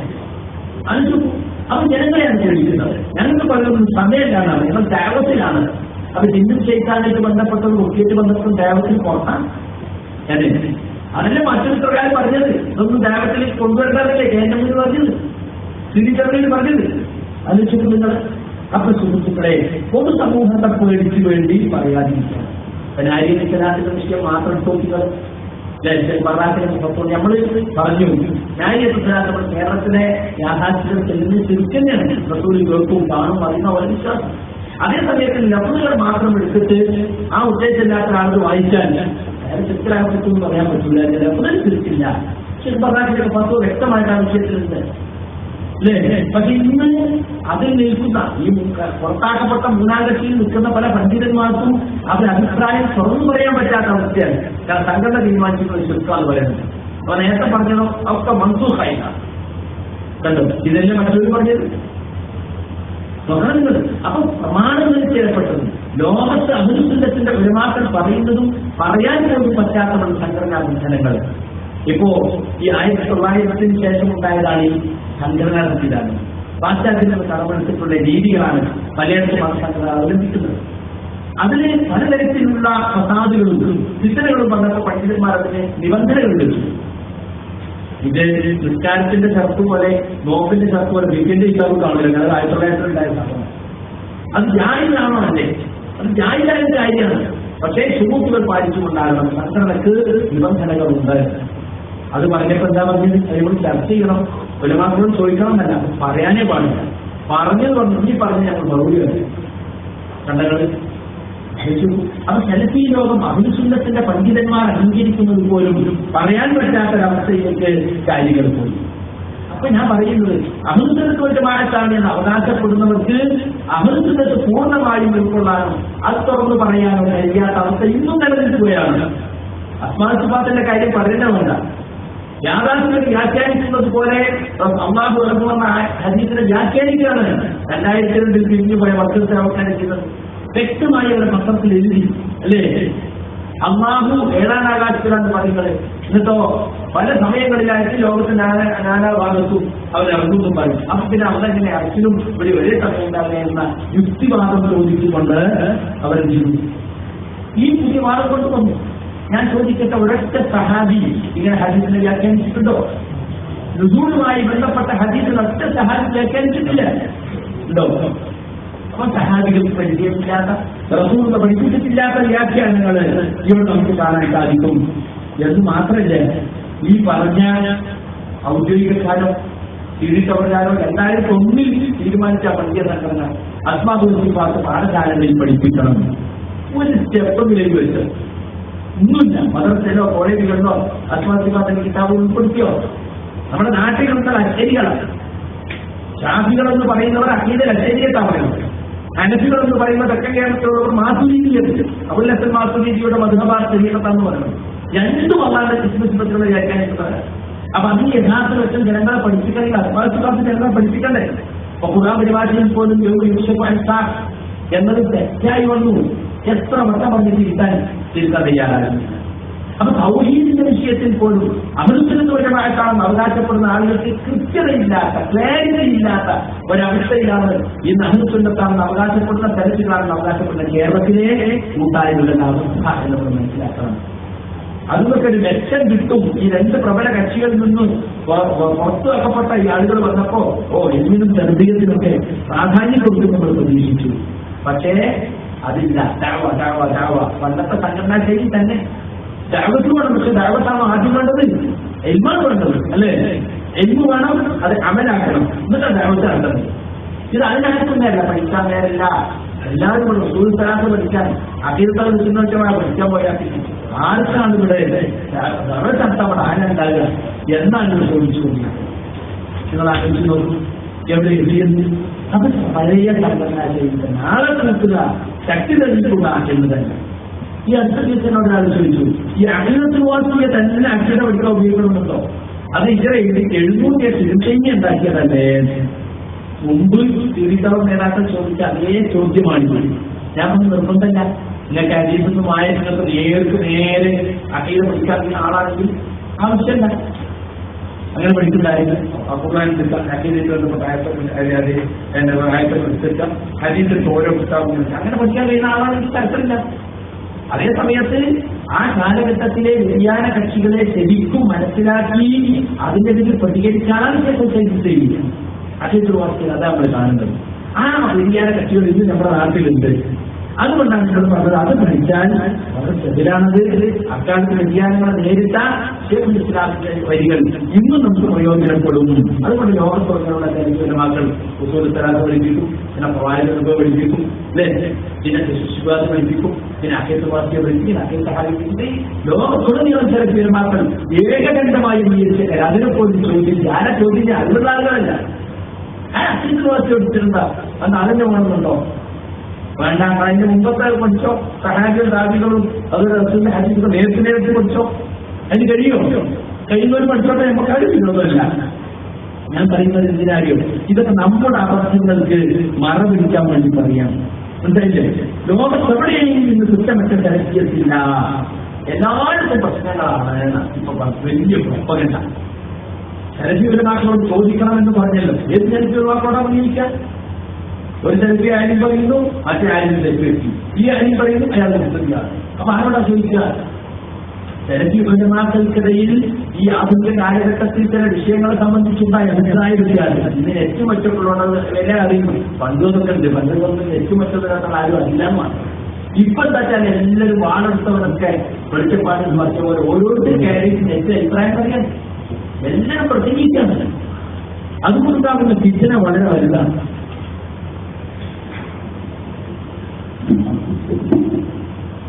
അതുകൊണ്ടുണ്ടാകുന്ന ഫിത്ന വളരെ വലുതാണ്. അപ്പൊ അത് ലോകത്തെവിടെയും നിന്ന് കുറ്റമറ്റ സെലഫിയത്തില്ല എന്ന് വിളിപ്പിച്ചിട്ടും എന്തിനാലും കുറെ അവസ്ഥ എല്ലായിടത്തും നമ്മളടുത്ത അവസ്ഥ അങ്ങനെ നിന്നോട്ടെ, നമുക്ക് വാശി പിടിക്കാൻ പോകണ്ട. എന്നാ പിന്നെ പഴയ സംഘടനയിൽ നിന്നാ പോലെ 1000ഓളം പള്ളികളുള്ള, ലക്ഷക്കണക്കിന് അനുയായികളുള്ള, അല്ലേ, വലിയ പേരുള്ള ഒരു സംഘടന, അരനൂറ്റാണ്ടിലേറെ പാരമ്പര്യമുള്ള, ഏതാണ്ട് 1 നൂറ്റാണ്ടിലൊക്കെ പാരമ്പര്യമുള്ള ഒരു സംഘടന എന്തിനായി ഇറങ്ങിപ്പോന്നു? അപ്പൊ പറഞ്ഞിട്ട് എവിടെ എത്തിയെന്ന് ആലോചിച്ചു നിങ്ങൾ. ഇതൊക്കെ പറഞ്ഞിട്ട് നമ്മളെ അബദ്ധങ്ങൾക്ക് മറവടിക്കാൻ വേറെന്തല്ല. അപ്പൊ അതിന് തന്നെയാണ് സെലഫികളാണ് എന്ന് പറഞ്ഞാൽ പോരാ. നമ്മൾ എന്ത് ചെയ്യണം? അത് കറക്റ്റായിട്ട് ഉൾക്കൊള്ളാൻ തയ്യാറാണ്. കഴിഞ്ഞ കാലഘട്ടത്തിൽ നമുക്ക് എന്തെങ്കിലും അബദ്ധങ്ങൾ പറ്റിയിട്ടുണ്ടോ? എങ്കിലും അബദ്ധത്തെ ന്യായീകരിച്ചു ഞാൻ പറ്റിയ വളങ്ങളിലെ പറഞ്ഞ് നമ്മളെ മറ്റേ ഓടിയങ്ങളിലെ പറഞ്ഞ് നമ്മൾ വിളങ്ങളിലേക്ക് അതൊന്നും നമ്മുടെ വിഷയമല്ല. തെറ്റാണെന്ന് മനസ്സിലായാൽ, അബദ്ധമാണെന്ന് മനസ്സിലായാൽ തിരുത്തുകയാണ് യഥാർത്ഥത്തിൽ നമ്മൾ ചെയ്യേണ്ടത്. അത് അഹ്ലുസുന്നത്ത് ഇമാമുകൾ പഠിപ്പിച്ചതാണ്. നിങ്ങൾക്കറിയില്ലേ, ഇമാം ഷാഫി റഹ്മത്തുള്ളാഹി അലൈഹി 2 കൗലുണ്ടായിരുന്നു. അത് ആദ്യം പഠിച്ചു അഭിപ്രായം പറഞ്ഞു. കൂടുതൽ പഠിച്ചപ്പോൾ പല അഭിപ്രായങ്ങളിൽ തെറ്റുണ്ടെന്ന് തോന്നിയപ്പോൾ അത് തിരുത്തി. ആരും പേടിച്ചില്ല. ഞങ്ങൾ എന്ത് വിചാരിക്കും? ചെറുതല്ലാത്തൊന്നും പറയില്ലേ, ഇന്നൊന്ന് പറയാം, നാളെ ഉറപ്പ് പറയാം, ചേർത്താന്റെ കളിയൊരിക്കലും പറയില്ലേ, ഇതൊന്നും അദ്ദേഹം പേടിച്ചില്ല. ഇന്നിപ്പോ നടക്കണ്ട. നമ്മൾ പണ്ട് അങ്ങനെ പറഞ്ഞില്ല, ബോധ്യപ്പെടുത്തിയണം നമ്മൾ തിരുത്താൻ പറ്റില്ല എന്നത്. വ്യക്തികൾക്ക് ഈഗോ ഉള്ളതുപോലെ യഥാർത്ഥത്തിൽ സംഘടനകൾക്കും ഈഗോ. അതിന് വ്യക്തമായ ഉദാഹരണമാണ് നമ്മൾ വിതരണ കുടുംബത്തിൽ ഹദീസ് ദുർബലമാണെന്ന് ഷൗക്കാനിയെ പോലുള്ള ആളുകളൊക്കെ പറഞ്ഞു. അതാണ് നമ്മുടെ നാട്ടിൽ സ്വീകരിച്ചത്. ഇമാം ഷൗക്കാനി ഈ അടുത്ത കാലത്ത് കഴിഞ്ഞ കാലത്ത് ജീവിച്ച ആളാണ്. സ്വാഭാവികമായും അത് പ്രചരിച്ചു. പക്ഷെ പിന്നീട് ഷൗക്കാനിക്ക് തെറ്റ് പറ്റിയതാണ്, ആ ഹദീസ് സഹീഹാണ് ചെലുത്തിൽ അൽബാനിയെ പോലുള്ളവർ മറ്റൊന്ന് തെളിയുകയും ലോകത്തിന്റെ നാനാഭാഗത്തും ചെലുത്തുകൾ വിശ്വസിൽ റമദാനിൽ അവസാനത്തെ പങ്കുന്നില്ലേ, ലോകത്ത് പറ്റി പങ്കൊക്കെ പങ്കെടുത്തു. പക്ഷെ കേരളത്തിൽ മാത്രം അത് നമ്മൾ പണ്ട് വിദ്യാർത്ഥാക്കൾ ഇനിയിപ്പോ തുടങ്ങാൻ പോല. ഇനിയിപ്പോ തുടങ്ങിയാൽ നമ്മളെ പറ്റി ആളുകൾക്ക് ഇതുണ്ടാവുകയും എന്തൊരു കഷ്ടം ആലോചിക്കുന്നത്. അപ്പൊ സംഘടന ഈഗോണ്ട്, വ്യക്തികൾ ഈഗോള്ളതുപോലെ സംഘടനയും ഇരിക്കും ഈഗോ വരിക. ഞാനിവിടെ പറഞ്ഞിട്ടാണ് അഹ്ലുസുന്നയിലേക്ക് മടങ്ങുന്നവരോട് എന്ന് പറയുമ്പോൾ നമ്മൾ ഇതുവരെ അഹ്ലുസുന്നത്തിൽ പുറത്താന്നുള്ള അർത്ഥത്തിലല്ല. നമ്മളൊക്കെ അഹ്ലുസുന്ന തന്നെ. പക്ഷെ അഹ്ലുസുന്നത്തിന്റെ ആദർശങ്ങളിൽ ചില പോരായ്മകൾ, ചില കുറവുകൾ നമുക്ക് ഉണ്ടായിട്ടുണ്ട്. അത് തിരിച്ചറിഞ്ഞവരാണ്, അത് തിരുത്താൻ തീരുമാനിച്ചവരാണ്. യഥാർത്ഥ അഹ്ലുസുന്നത്തിലേക്ക് അഥവാ സലഫിയത്തിലേക്ക്. ഈ അഹ്ലുസുന്ന എന്ന വാക്ക് ഇങ്ങനെ ഉണ്ടായത് ചില ആളുകൾ ചോദിക്കാതെ നമ്മൾ അഹ്ലുസുന്ന ജമാഅത്ത് പറഞ്ഞ് നമുക്ക് മുസ്ലിമീൻ, മുഅ്മിനീൻ, മുത്തഖീൻ എന്നൊക്കെ ഖുർആനിലുള്ള പോലെ പറഞ്ഞാൽ പോലെ, ഹിസ്ബുല്ലാഹ് എന്ന് പറഞ്ഞാൽ പോലെ അല്ലേ? എന്തുകൊണ്ടാണ് ഈ പേര് സ്വീകരിക്കേണ്ടി വന്നത്? ഒരിക്കലും വാക്കിൽ പറഞ്ഞാൽ സഹാബികളുടെ കാലത്ത് തന്നെ പുതിയ കക്ഷികളുണ്ടായി അല്ലേ? ഖവാരിജുണ്ടായി, ജഹ്മിയ്യാക്കളുണ്ടായി, ഖദരിയ്യാക്കളുണ്ടായി, മുർജിആക്കളുണ്ടായി, മുഅ്തസിലിയ്യാക്കളുണ്ടായി. അങ്ങനെ സഹാബികളുടെ കാലം, താബിഈങ്ങളുടെ കാലം, ആ കാലഘട്ടത്തിൽ തുടങ്ങിയിട്ടുണ്ട്. പിന്നീട് നിങ്ങളുടെ കക്ഷികൾ പറക്കുക. ഈ കക്ഷികളൊക്കെ അവകാശപ്പെടുന്ന ഞങ്ങളൊക്കെ മുസ്ലിങ്ങളാണ്, മുത്തഖീകളാണ്, മുസ്ലിങ്ങളാണ്, ഹിന്ദുക്കളാണെന്ന്. അപ്പോൾ ആ കാലഘട്ടത്തിലെ പണ്ഡിതന്മാർ യഥാർത്ഥ ഹക്കിന്റെ ആളുകളെ വേർതിരിക്കാൻ വേണ്ടി ഒരു നാമം സ്വീകരിക്കേണ്ട നിർബന്ധിതാവശ്യമില്ല. അപ്പോൾ അവർ ഞാൻ നേരത്തെ പറഞ്ഞ ഹദീസ് ലിസ്റ്റാണ് 73 കക്ഷിയാവുന്ന ഹദീസുണ്ട്. ആ ഹദീസിൽ നിങ്ങൾ എടുത്ത പേരാണിത്. അവരുടെ നിന്നിട്ടാണ്. പക്ഷെ പിന്നീട് എന്തായാലും ചോദിച്ച എല്ലാ വ്യതിയാന കക്ഷികളും നമ്മൾ അഹ്ലുസുന്നത്താണ് പറയുന്നത്. നമ്മുടെ നാട്ടിലല്ലേ ഖബർ പൂജ നടത്തുന്ന, ചെറുക്കിൽ മുങ്ങിക്കുളിച്ച് നിൽക്കുന്ന, കൊടുക്കാനും കൊടുക്കാനും വിൽക്കാനും എന്നതുപോലെ വിദേശത്തുള്ള കൂട്ടാൻ പറഞ്ഞത് ഞങ്ങൾ അഹ്ലുസുന്നത്തമായി. അപ്പൊ പിന്നെ അഹ്ലുസുന്ന എന്ന് പറഞ്ഞാലും ആൾക്ക് ചെയ്യാൻ ഏതാ അഹ്ലുസുന്ന, കൂടെ അഹ്ലുസുന്ന, മറ്റോടെ അഹ്ലുസുന്ന, കബറാനാഥിന്റെ അഹ്ലുസുന്ന. അപ്പൊ നമ്മൾ എന്ത് ചെയ്തു? കുറച്ചുകൂടി എന്ന് വ്യക്തമാക്കാൻ വേണ്ടി സെലഫികൾ എന്ന് പറഞ്ഞു. സെലഫ് സ്ഥാനികളുടെ മാർഗം സ്വീകരിച്ചവർ ആരാണ്? സെലഫ് സ്ഥാനികൾ കൈകുമ്പത്തി കർമ്മീക്കുമല്ലതിലും ഒക്കുമല്ലതിലുണ്ട്. എന്റെ ഉമ്മത്ത് ഉത്തമന്മാർ എന്റെ കൂടെ ഹാബികളാണ്. എനിക്ക് പറയാം ഹദീസാണ്. പിന്നടുത്തവർ ഷാബി, പിന്നടുത്തവർ ഷാബി. ഈ 3 തലമുറകളാണ് സെലഫ് സ്ഥാനികൾ അറിയപ്പെടുന്നത്. അവരുടെ മാർഗം സ്വീകരിച്ചവർ. അപ്പൊ അഹ്ലുസുന്നത്ത് എന്ന് പറയുന്നത് സെലഫിയത്ത് എന്ന് പറയുന്നത് ഒന്ന് തന്നെയാണ്. വേറെയില്ല. അപ്പൊ അതുകൊണ്ട് അഹ്ലുസുന്നത്തിലേക്ക് മടങ്ങിപ്പോകാൻ, യഥാർത്ഥ സലഫിയത്തിലേക്ക് മടങ്ങിപ്പോകാൻ തീരുമാനിക്കുന്നുണ്ട്. കഴിഞ്ഞ കാല അബദ്ധങ്ങൾ തിരുത്തുന്നതിൽ യാതൊന്നും കാണിക്കേണ്ടതില്ല. നമ്മൾ അങ്ങനെ പറഞ്ഞാൽ നമ്മൾ ഇങ്ങനെ പറഞ്ഞിട്ട് ആയിരങ്ങളൊന്നും ആവശ്യമില്ല. മാത്രമല്ല സുഹൃത്തുക്കളെ, സലഫി മദ്ഹബ് എന്ന് പറയുന്നത് ഖുർആനും ഹദീസും വ്യാഖ്യാനിക്കുന്നതിൽ മാത്രം സ്വീകരിക്കേണ്ട ഒരു മെത്തഡോളജി, ഒരു രീതിശാസ്ത്രം മാത്രമായിട്ടാണ് ചില ആളുകൾ പറയുന്നത്. അല്ല, അതൊരു ക്രമമാണ്. സലഫുകൾ എങ്ങനെ ജീവിച്ചു പോകുന്നത് ജീവിക്കലാണ്. വിശ്വാസത്തിലും കർമ്മത്തിലും ആചാരത്തിലും പെരുമാറ്റത്തിലും എല്ലാ രംഗത്തും സലഫുകളെ മാതൃക സ്വീകരിക്കണം. അങ്ങനെയുള്ള ജീവിതക്രമമാണ് സലഫി മദ്ഹബ് എന്ന് പറയുന്നത്. അല്ലാതെ പ്രമാണങ്ങൾ വ്യാഖ്യാനിക്കുന്നിടത്ത് മാത്രം ഉള്ള ഒരു രീതിശാസ്ത്ര മെത്തഡോളജി മാത്രമായിട്ട് അതിന് മനസ്സിലാക്കേണ്ടതില്ല. നമുക്ക് സുഹൃത്തുക്കളെ സൂക്ഷ്മത കുറവുകൊണ്ടോ അറിവുകൾ കൊണ്ടോ നമ്മളൊക്കെ പല അർത്ഥങ്ങളും പറയുകയും എഴുതുകയൊക്കെ ചെയ്യുന്നത് നമ്മളെപ്പോലത്തെ അധികം പഠിക്കണം അല്ലേ? അതുകൊണ്ട് നമുക്ക് തെറ്റ് മനസ്സിലായാൽ തന്നെ പണ്ട് ഞാൻ അങ്ങനെ പറഞ്ഞു പോയല്ലോ എന്ന് പറഞ്ഞത് കളിച്ചു നിൽക്കാൻ പറ്റുമോ? പാടുണ്ടോ? കറക്റ്റായിട്ട് നമുക്ക് മനസ്സിലായാൽ മുമ്പ് പറഞ്ഞ തെറ്റാണെങ്കിൽ നമ്മൾ എന്നിട്ട് നമ്മൾ യഥാർത്ഥ സലഫിയത്തിലേക്ക്, യഥാർത്ഥ അഹ്ലുസുന്നത്തിലേക്ക് മടങ്ങുകയാണ്. ഞാൻ പറയുന്നത് അഹ്ലുസുന്നത്താണ് ഞങ്ങൾ എന്ന് നമ്മുടെ അവകാശവാദം, സലഫികളുടെ അവകാശവാദം, യാഥാർത്ഥ്യങ്ങളുടെ അവകാശവാദം വരാകാൻ പാടുണ്ടോ? അപ്പൊ നമ്മൾ ഇന്നത്തേക്കാൾ നല്ലവരായി, നാളത്തേക്കാൾ നല്ലവരായി നമ്മൾ മറ്റന്നാൾ മാറണം. അതിനെന്ത് വേണം? സലഫിയത്തിലേക്ക് മടങ്ങുന്നവർക്ക് എന്തൊക്കെ അബദ്ധങ്ങളുണ്ടെങ്കിലും അത് തിരുത്തുന്നതിൽ, അവർക്ക് അബദ്ധങ്ങൾ പശ്ചാത്തലിക്കുന്നതിന് ചില വസിയത്തുകൾ ഷേഖ് അബു അബ്ദുല്ല അഹ്മദ് മുഹമ്മദ് ഷെഹി എന്ന് പറയുന്ന റാസൽ ഹൈമയിലുള്ള ഒരു പണ്ഡിതനിലേക്ക് ഈ പുസ്തകമാണ് നമ്മൾ ചർച്ച നടത്തുന്നത്. പുസ്തകത്തിന്റെ പേര് അൽ വസായ സനിയ്യ ലിത്തഅ്ദീൻ സലഫിയ്യ. സലഫിയത്തിലേക്ക് മടങ്ങുന്നവരോടുള്ള ഉന്നതമായ ചില വസിയത്തുകൾ, അടങ്ങി നിൽക്കുന്ന ചില ഉപദേശങ്ങൾ. ഇതാണ് ഈ പുസ്തകം. വളരെ ചെറിയ പുസ്തകമാണ്, 40-45 പേജുള്ള ചെറിയ പുസ്തകമാണ്. ഷേഖ് റബീഉൽ മദ്ഖലി റഹിമഹുല്ലാ അദ്ദേഹത്തിന് ഒരിക്കൽ വായിച്ച് കേൾപ്പിച്ച്, ഗ്രന്ഥകാരൻ തന്നെ നേരിട്ട് വായിച്ച് കേൾപ്പിച്ച് നിർദ്ദേശങ്ങൾ സ്വീകരിച്ചിട്ടുണ്ട്. അബ്ദുൽ മാലിക് റഹ്മാനി പരിശോധിച്ചിട്ടുണ്ട്. ഇൻഷാ അല്ലാഹ് ഒമാനിൽ ഞാൻ നേരിട്ട് പോകുന്നത് യുഎഇയിലേക്കാണ്. അവിടെ വെച്ച് അവരുടെ കാണണമെന്നും ഈ പുസ്തകം ഞാൻ പരിപാടിപ്പെടുത്തി വെച്ചു. അവരുടെ അനുവാദം വാങ്ങണമെന്ന് ഉദ്ദേശിക്കുന്നുണ്ട്. അള്ളാഹു തോപ്പിക്കുന്നതുമാറാണ്. കുറെ കാലമായിട്ട് ഈ പുസ്തകം കിട്ടി. പക്ഷെ ഞാൻ ഈ യാത്രയിൽ വരുമ്പോഴാണ് ഏതാനും ശശി നമ്മുടെ ആളുകളിൽ കേൾക്കല്ലോ, അങ്ങനെ നോക്കുകയാണ് ഈ പുസ്തകം എന്റെ ഉൾപ്പെടെ നോക്കണം. ഞാനത് എടുത്തു, അവിടുത്തെ വായന തുടങ്ങി. ഇങ്ങനെ പോലീസൊക്കെ പരിഭാഷപ്പെടുത്തി കൊടുക്കുക അൽഹംദുലില്ല. അപ്പോഴാണ് ഈ വിഷയം കൂടി ഇവിടെ പ്രത്യേകം ഈ പുസ്തകത്തെ അവലംബിക്കാം എന്ന് തീരുമാനിച്ചത്. ഇവിടെ ഈ പുസ്തകത്തിലെ പരിപാടി എന്താണെന്ന് ചോദിച്ചാൽ, ഒരുപാട് ആളുകൾ ഇന്ന് സലഫിയത്തിലേക്ക് മടങ്ങി വരുന്നുണ്ട്. കുറെ കാലം സൂഫിയായി ഏതോ ശരീരത്തിൽ ജീവിച്ച് അല്ലാത്തോട് പ്രാർത്ഥിച്ച് അങ്ങനെ അപ്രാപാത്തിൽ ജീവിച്ചിട്ട് വരുന്നു.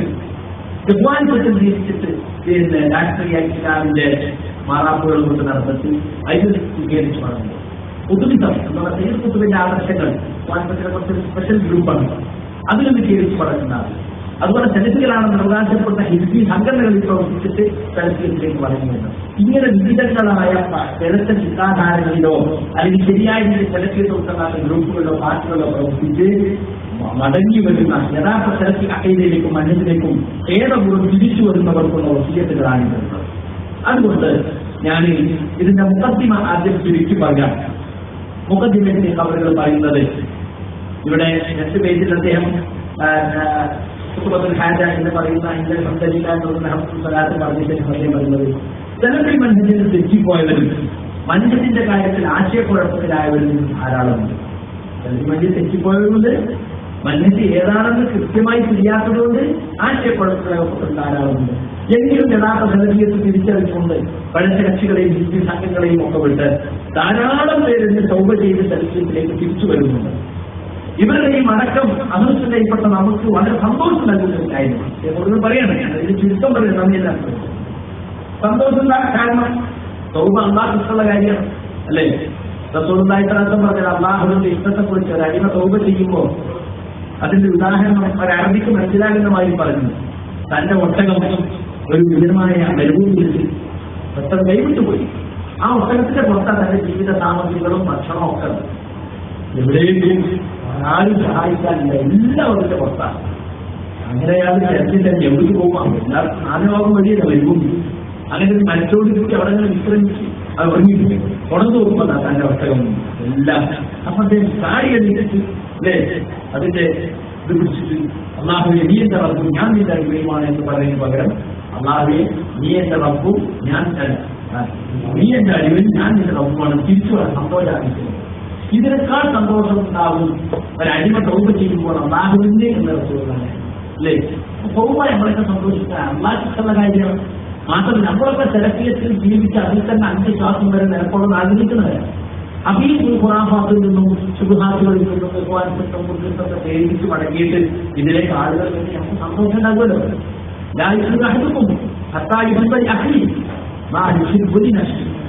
കണ്ടോ, നിങ്ങളിൽ ഒരാളും വിശ്വാസികളാവുകയില്ല. അയാൾ തനിക്ക് വേണ്ടി എന്തോ ഇഷ്ടപ്പെടുന്നുവോ അത് തന്റെ സഹോദരന് വേണ്ടി ഇഷ്ടപ്പെടുന്നത് വരെ അല്ലേ. നമ്മളൊക്കെ സെലഫിയത്തിൽ ജീവിക്കണം, അതിൽ തന്നെ അവസാനം വരെ മരണം വരപ്പെടുന്ന ആഗ്രഹിക്കുന്നത്. അപ്പൊ ഒരാൾ സെലഫിയത്തിലേക്ക് വരിക സന്തോഷം ഉണ്ടാവും. അതുകൊണ്ട് ഈ മടക്കം നമ്മൾ സന്തോഷിപ്പിക്കുന്നുണ്ട്. പക്ഷേ അവர்கள் പറയുകയാണ് സന്തോഷത്തോടൊപ്പം തന്നെ നമുക്ക് ചെറിയ ദുഃഖം ഇക്കാര്യത്തിൽ അല്ല ഇല്ല എന്ന ഹാദികൾ ഫർഹത يشاهدها بعض الحزن والأسف على ما نعمته ونجاهده بأحوال بعض الصائدين إلى السلفية من اضطراب وتخبط بسبب الشبه الكثيرة التي يروج أهل الباطل تارة فتحسب بالصاحبين يمنتهم ويسرا. ഈ സന്തോഷത്തോടൊപ്പം തന്നെ നമുക്ക് ഒരു വേദനയും വ്യസനവും ഉണ്ടാക്കുന്ന കാര്യം ഈ മടങ്ങി വരുന്ന പല ആളുകളെയും അവസ്ഥയിൽ നാം കാണുന്ന പതർച്ചയും അതുപോലെ തന്നെ അസ്ഥിരതയും. എന്താണ് സെലഫിയത്തെന്ന് മനസ്സിലാക്കി ഉറച്ചു നിൽക്കാൻ കഴിയാത്ത അനിശ്ചിതത്വവും നമ്മൾ കാണുന്നുണ്ട്, ഒരു പതർച്ച കാണുന്നുണ്ട്. അത് നമുക്ക് വിഷമുണ്ടാക്കുന്ന കാര്യമാണ്. കാരണം എന്താ, ഈ സഭയിൽ ശുഭയിൽ കത്തിരത്തിലെത്തിയുറപ്പിക്കാറും വാക്കിലിന്റെ ആളുകൾ പ്രചരിപ്പിക്കുന്ന ശുഭാത്തുകൾ സംശയങ്ങൾ കാരണമായിട്ടാണ് അവർക്ക് ഈ പതർച്ച ഉണ്ടായിട്ടുള്ളത്. അപ്പൊ ഇവർക്ക് ഇടച്ചുവിടുന്ന ഈ ആശയക്കുഴപ്പങ്ങൾ ചോദിച്ചിട്ട് ഇവര് വലത്തും ഇടത്തും ചാലിയായിക്കൊണ്ടിരുന്നു. ഉറച്ചു നിൽക്കാൻ അവർക്ക് സെലഫിയത്തിലേക്ക് വന്നവർക്ക് സാധിക്കുന്നില്ല. വലിയ മാത്രമല്ല ഈ ഇടർച്ച വരുമ്പോ പതർച്ച വരുമ്പോ എന്താ വേണ്ടത്, ഒരു മാസത്തിലേക്ക് മടങ്ങണം, ഞാൻ സെലഫിയത്തിലേക്ക് മടങ്ങി വന്നാണ് അവർ നിങ്ങളെയും ഞാൻ എന്താ ചെയ്യേണ്ടത് ആരോട് ചോദിക്കണം, പണ്ഡിതന്മാരോട് അഹൃദയങ്ങളോട് ചോദിക്കണം. അതിനോട് തയ്യാറാകുന്നില്ല. ഈ 2 കാരണങ്ങളാണ് ഇവരെ പകർച്ചയ്ക്കുള്ളയും പകർച്ചയ്ക്കും അസ്ഥിരതയ്ക്കുള്ള കാരണം.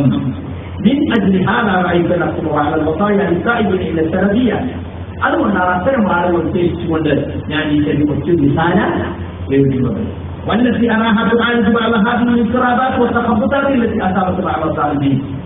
അഹ്ലുസുന്നയിലേക്ക് സലഫിയത്തിലേക്ക് മടങ്ങി വന്ന ആളുകളെ ബാധിച്ചിട്ടുള്ള ഈ പതർച്ചയ്ക്കും ഈ ചിന്താകുഴപ്പത്തിനുമൊക്കെ ഈ വിശാല പരിഹാരമാകുമെന്ന് ഞാൻ വിചാരിക്കുകയാണ്. പറയുകയാണ് വളരെ സംക്ഷിപ്തമായിട്ട് സരളമായി ഇത് കൈകാര്യം ചെയ്യാൻ ഞാൻ ശ്രമിച്ചിട്ടുണ്ട്. ഞാൻ ആലോചിച്ച് എനിക്ക് മനസ്സിലാക്കാൻ വേണ്ടി അല്ലാഹുവിനോട് ഈ പുസ്തകം എനിക്കും അവർക്കും ഈ എല്ലാ ഇഖ്വാനുകൾക്കും ഉപകാരപ്പെടുത്തുമെന്ന് പ്രാർത്ഥിച്ചുകൊണ്ട് റസൂലുള്ളാഹി സ്വല്ലല്ലാഹു അലൈഹി വസല്ലം കൊണ്ടാണ് ഇതിന്റെ മുഖദ്ദിമ അവസാനിക്കുന്നത്. ഈ അവരുടെ വസിയത്തിലേക്ക് കടക്കുന്നത് അൽ വസിയത്തുൽ ഊല. ഒന്നാമത്തെ വസിയത്ത് എന്താണെന്ന് പറയുന്നത്, ഇഹ്മദില്ലാഹ അലാ ഹാദിഹി നിഅമ വശ്കുറു അലൈഹാ. നിങ്ങൾക്ക് ലഭിച്ചിട്ടുള്ള ഈ നിഅമത്ത് അത് അഹ്ലുസുന്നത്തിലേക്ക് വരാൻ നിങ്ങൾക്ക് സാധിച്ചു, നിങ്ങൾ യഥാർത്ഥ ഹിദായത്തിലെത്തി എന്നതിൽ നിങ്ങൾ അല്ലാഹുവിനെ സ്തുതിക്കണം. വശ്കുറു അലൈഹാ, നിങ്ങൾ അതിന് അല്ലാഹുവിനോട് നന്ദി കാണിക്കണം.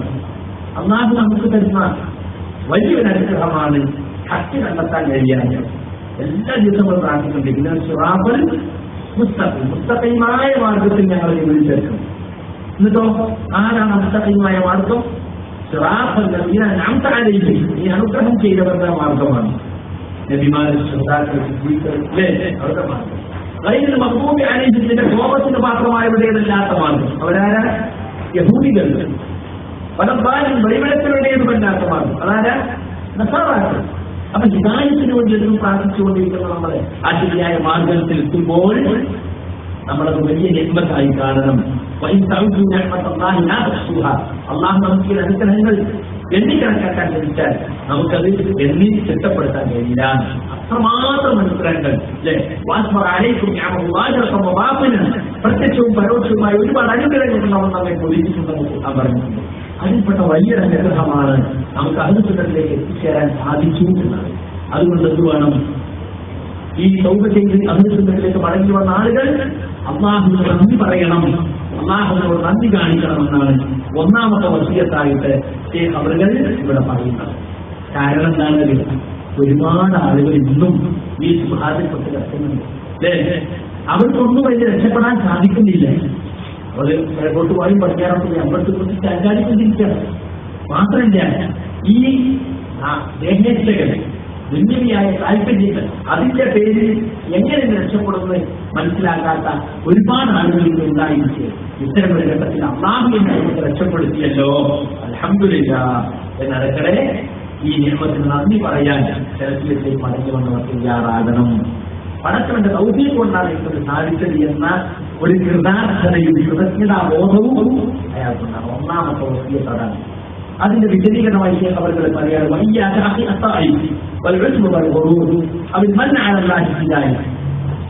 സലഫിയത്തിലേക്ക് മടങ്ങി വന്ന സഹോദരൻ, നിങ്ങൾ റുജുബിനെ സൂക്ഷിക്കണം. എന്താ റുജുബ് എന്ന് പറഞ്ഞാൽ? സ്വന്തത്തെ കുറിച്ചുള്ള മതിപ്പ്. ഞാൻ തരക്കേടില്ല, കുറവ്. ആ തരത്തിലുള്ള ഒരു സ്വന്തത്തെ കുറിച്ചുള്ള മതിപ്പ് അവസാനിപ്പിക്കണം. തന്റെ കഴിവുകളെ പറ്റിയും തനിക്ക് അനുഗ്രഹങ്ങളെ പറ്റിയും ഒക്കെയുള്ള അതിനെക്കുറിച്ച് വഞ്ചനയിലെടുക്കുക. അതൊക്കെ തേങ്ങാളാണ് എന്ന വിചാരം അതല്ലേ?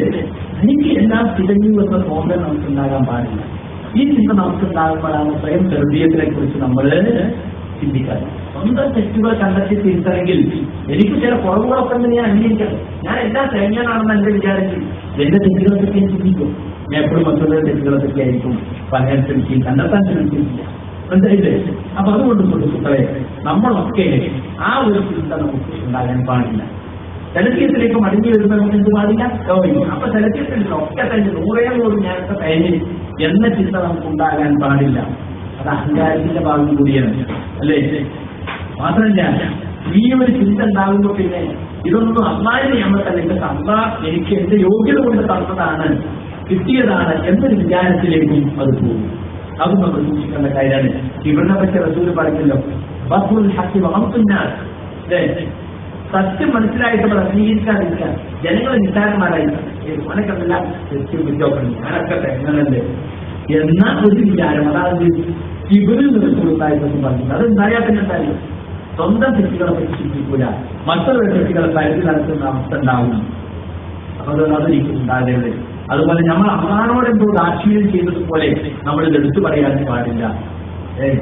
നമ്മൾ അള്ളാഹിനോട് എന്തോ ഉപകാരം ചെയ്ത പോലെ നമ്മൾ മുസ്ലിമായാലും നമ്മൾ അഹ്ലുസുന്നത്തിൽ വന്നോട്ട് അള്ളാഹ് അതൊക്കെ നമുക്ക് വേണ്ടിയില്ല. ആ ഒരു ചിന്ത നമുക്ക് ഉണ്ടാകണം. ഇനി അദ്ദേഹം പറയുന്നത്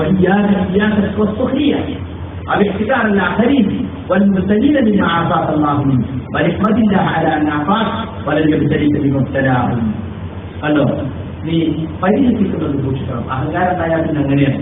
ഞാനൊക്കെ കഴിഞ്ഞ സെലക്ട് പറയുമ്പോൾ താൻ ഏതൊന്നും രക്ഷപ്പെട്ടോ അത് ഇപ്പോഴും പൊട്ടി കിടക്കുന്ന ആളുകളെ കാണുമ്പോൾ അവരെ പരിഹസിക്കുക, ഇന്നത് പരിഹസിക്കുക. അത് പാടില്ല. സഹതാപമാണ് അവരോട്. അപ്പൊ ഖുറാഫാത്ത് ചെയ്തിട്ട് മടക്കി ദരിദ്രത്തിലേക്ക് വന്ന ഒരാള് തന്റെ പഴയ ഖുറാഫി കൂട്ടുകാരനെ കാണുമ്പോൾ പരിഹസിക്കല്ല വേണ്ടത്. ഏതോ ഇതൊന്നും ഇനി മറ്റനായില്ലേ, ഒന്ന് ചിന്തിച്ചൂടെ, നമുക്ക് ഒന്ന് വായിച്ചൂടെ, പഠിച്ചൂടെ, കേട്ടൂടെ എന്നൊക്കെ ചോദിക്കുക വേണ്ടത്. മാത്രമല്ല, അങ്ങനത്തെ ആളുകളെ കാണുമ്പോൾ നമ്മൾ മനസ്സിൽ ഇങ്ങനെ പറയണം, അയാൾ കേൾക്കാതെ നമ്മൾ സ്വന്തം നാവോട്ട് ഇങ്ങനെ അൽഹംദുലില്ലാഹി ആഫാനി മിമ്മൻ തരാഖി, അല്ലാഹു നിന്നെ ഏതൊന്നുകൊണ്ട് പരീക്ഷിച്ചിട്ട് അതിന് എന്നെ രക്ഷിച്ച അല്ലാഹു കൂടി. അല്ലാഹു സുബ്ഹാനഹു വ തആല തെറ്റുകളിൽ മിക്ക തെറ്റുകളെക്കാളും എന്നെ ശ്രേഷ്ഠനാക്കി അല്ലാഹു കൂടി. ഇത് പരീക്ഷണം ബാധിക്കപ്പെട്ട ആളുകളെ കാണുമ്പോൾ പറയേണ്ടതാണ്. ഒരു കാലില്ലാത്ത ആളുകൾ, കൈയില്ലാത്ത ആളുകൾ, കണ്ണില്ലാത്ത ആളുകളെ കാണുമ്പോൾ പറയുന്ന പ്രാർത്ഥനയാണ്. അത് ഞങ്ങൾക്ക് പറയണമെന്ന് ചെയ്യുന്നത് പറയുന്നു. വലിയ ബലാണിത് അല്ലേ? അപ്പൊ ഞാൻ ഏതൊക്കെ ഇതാ രക്ഷപ്പെട്ടത്, അതിലിപ്പോഴും പെട്ട് കിടക്കുന്ന ആളുകളെ കാണുമ്പോൾ പരിഹസിക്കാതെ വാശിയും അവരുടെ സഹതാപം തോന്നണം. വർഷവും അവരോട് കാരുണ്യം കാണിച്ച് അള്ളാഹു നൽകുന്നിട്ടുള്ള ആ നന്മയും സന്മാർഗവും അവർക്കും ലഭിക്കാൻ വേണ്ടി ഞാൻ ആഗ്രഹിക്കണം, പ്രാർത്ഥിക്കണം. ഈ സഹോദരൻ ദായത്തിലേക്ക് ഒരു ജോലി കൊടുക്കുമ്പോൾ അല്ലെങ്കിൽ ഒരു പ്രസംഗരെ കളിപ്പിക്കുമ്പോൾ നമ്മുടെ മനസ്സിലുണ്ടാവേണ്ടത് ഒരു വിലായത്തിൽ എത്തിയെങ്കിൽ എന്നെ പോലെ അവരും വിലായത്തിൽ വന്നില്ല എന്നായിരിക്കണം. അതുകൊണ്ട് സുഹൃത്തുക്കളെ, ഇത് ശൈഖ് അവരുടെ ഒന്നാമത്തെ വസിയത്താണ്. എന്നിട്ട് അദ്ദേഹം പറയാണ്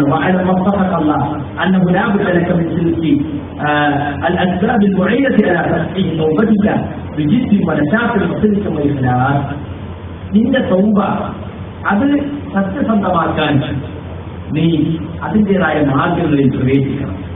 തൗബ നന്നാക്കി തീർക്കാൻ സഹായകമായ മാർഗങ്ങളിൽ പ്രവേശിക്കാൻ നമുക്ക് നിർബന്ധമാണെന്നാണ്. വിജിത്തിൽ വളരെ ത്യാഗം സഹിച്ചുകൊണ്ട്, വനസാത്തിൽ ഉത്സാഹത്തോടെ, വസിനത്തിൽ സത്യസന്ധതയോടെ, നന്നാക്കി മാത്രം സത്യസന്ധമായി ഉത്സാഹത്തോടെ നിന്റെ തൗബ നന്നാക്കി തീർക്കാൻ സഹായകമായ മാർഗങ്ങളിൽ പ്രവേശിക്കാൻ നിനക്ക് നിർബന്ധമാണ്. തൗബ ചെയ്താൽ ഇല്ലാമൻ താബ ആമന വഅമില സാലിഹൻ. തൗബ ചെയ്തു കഴിഞ്ഞാൽ പിന്നെ വിശ്വാസം നന്നാക്കണം, പിന്നെ സൽക്കർമ്മങ്ങൾ പ്രവർത്തിക്കണം, അല്ലേ? ഇനിയുള്ള ജീവിതം നന്നാക്കണ്ടേ? അതിനെന്ത് വേണം? സലഫിയത്തിലേക്ക് മടങ്ങി വന്നവർ ആദ്യം ചെയ്യേണ്ടതെന്താണ്? അതാണ് വസിയത്ത് സാരിയ, രണ്ടാമത്തെ വസിയത്ത്. എന്താ നിങ്ങൾ? രണ്ടാമത്തെ വസിയത്ത് നിന്റെ തൗബ നന്നാക്കി തീർക്കാനുള്ള അടിസ്ഥാനം എന്താണ്? നീ ശറഈയായ ഇൽമു തേടണം. കാരണം എന്താ? സലഫിയത്തിലേക്ക് വന്നവിടെ ദഅവ എഴുതിയാലല്ലോ നമ്മൾ നിൽക്കട്ടെ. നമ്മൾ എവിടുന്നാ പോകുന്നത്, എവിടെ എത്തിയത്, എവിടെ എത്തേണ്ടത് ആലോചിച്ചിട്ട് ചാടിയാൽ മതി. പല ഇൽമു അസാസത്തിൽ തോപത്തിക്ക. നിന്റെ തൗബ നന്നാക്കി തീർക്കേണ്ട ഒന്നാമത്തെ അടിസ്ഥാനം ഇൽമാണ്. പതാരിക്കൽ അമ്രയില്ല ഇൽമു നേടലാണ് അടിസ്ഥാനം എന്ന് പറയാൻ കാരണം കാര്യം الأول രണ്ട് കാര്യങ്ങളാണ്. ഒന്ന്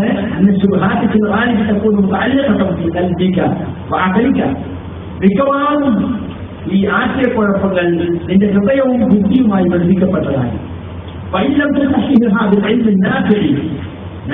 ഉപകാരപ്രദമായ ഇൽമു കൊണ്ട് നീ അതിനെ ശരിപ്പെടുത്തിയില്ലെങ്കിൽ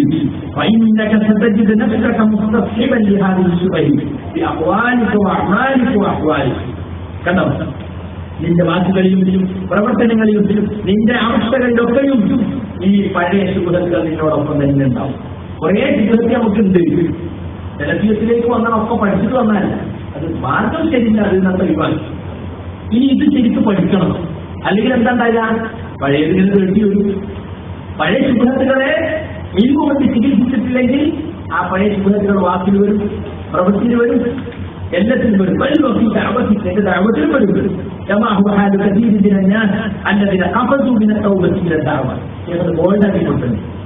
തൗബ ചെയ്ത് സലഫിയത്തിലേക്ക് വന്ന പാട് ദഅവത്തിലേക്ക് എടുത്തു ചാടുന്ന പലരുടെയും അവസ്ഥ പോലെ. മക്കളെ കുറിച്ച് നമ്മൾ ദഅവത്ത് പഠിക്കും. നമ്മൾ ആരെ കയ്യും പിടിച്ചിട്ടില്ല, ആരെ പ്രൊഫഷനും പഠിക്കില്ല, ആരെ പൊളിറ്റിക്സും തരില്ല, ആരെ ദൈവത്തും പഠിക്കില്ല. നമ്മൾ തൽക്കാലം ആ പഴയ ദയവായി ചെടി പഠിച്ച് നിർത്തി. മനസ്സിലായില്ലേ? എന്താ കാരണം? ഇതാ കാരണം.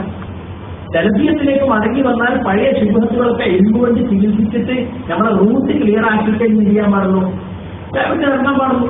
നമ്മളെ പഴയകാല ദൈവ ശൈലിയുടെ ശരീരത്തുകൾ പഠിക്കണം. അത് ചില പെരുമാറ്റത്തോട് ചോദിക്കണം. ഇപ്പൊ വാദപ്രതിവാദം അല്ലേ?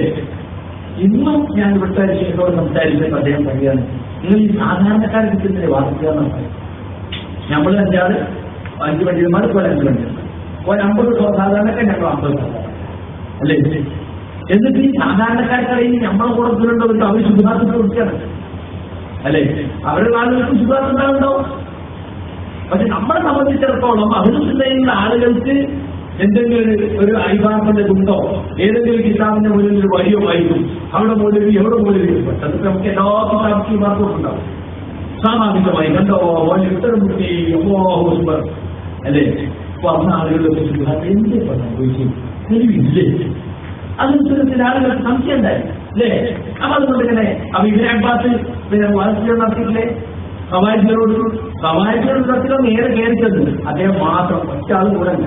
എന്നിട്ട് ഓരോ ക്ലാസ് അവരൊരുപാട് ആൾ കയറിച്ചു വന്നു. അതിനെക്കുറിച്ച് ചെയ്യാൻ ഇത് റിക്കാർഡ് ചെയ്തിട്ട് സാധാരണ കൊടുത്താണ്. അപ്പൊ അത് പറ്റുമോ ചോദിച്ചാൽ മാത്രമാണ്. അതുപോലെ മുഖാമുഖം നടത്തുന്നു. എന്ത് വേണമെങ്കിലും ചോദിച്ചോളില്ല. എന്നിട്ട് ഏതെങ്കിലും ഇങ്ങനെ വാർത്തകളോ ഇന്ന ദേശം കിട്ടാൻ ഇങ്ങനെ ഉണ്ടല്ലോ. ആളുകൾക്ക് അരിയും വിവാഹവും അല്ല, അഞ്ചിനും വായിച്ചത് അതിപ്പോ ഓർമ്മയില്ലാന്ന് കണ്ടോ ഊരിടുന്നു. അപ്പൊ ആളുകൾക്ക് സംശയം അവർക്ക് പറ്റുമോ ഇങ്ങനെ വസ്തുവായിട്ട്? അതുപോലെ തന്നെ നമ്മൾ റോഡ് സൈഡിൽ വെച്ചിട്ട് പൊതു സ്ഥലത്ത് വെച്ചിട്ട് നമ്മൾ മുസ്ലിങ്ങൾ തമ്മിലുള്ള തർക്കങ്ങൾ ഭയങ്കര രൂക്ഷമായ രീതിയിൽ ഞാനടക്കമുള്ളവർ കേട്ടിട്ട് ഇതിവിടുത്തെ ശങ്കരനും ജോസഫും ഇസ്ലാമിന്റെ പേരിൽ സംബന്ധിച്ചാണ്. അപ്പൊ അത് പറ്റുമോ? പൊതു സ്ഥലത്ത് പ്രസംഗിക്കുമ്പോൾ ഇസ്ലാമിന്റെ പൊതുവായി അമുസ്ലിങ്ങൾക്കൊക്കെ മനസ്സിലാക്കുന്ന കാര്യങ്ങൾ മാത്രം പറയാം.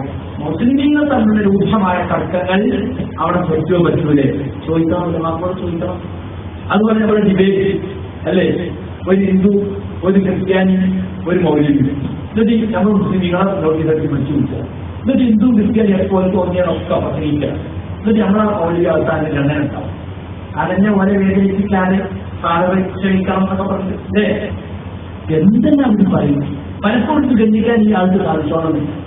അറിവുകൾ കൊണ്ടാകാം, സമയം കിട്ടാത്തതുകൊണ്ടാകാം. ചിലതൊന്നും പച്ചക്കാലം ഗണ്ണിക്കാൻ 10 വേർഡ് കഴിയും, അങ്ങനെ ഉണ്ടാവാം.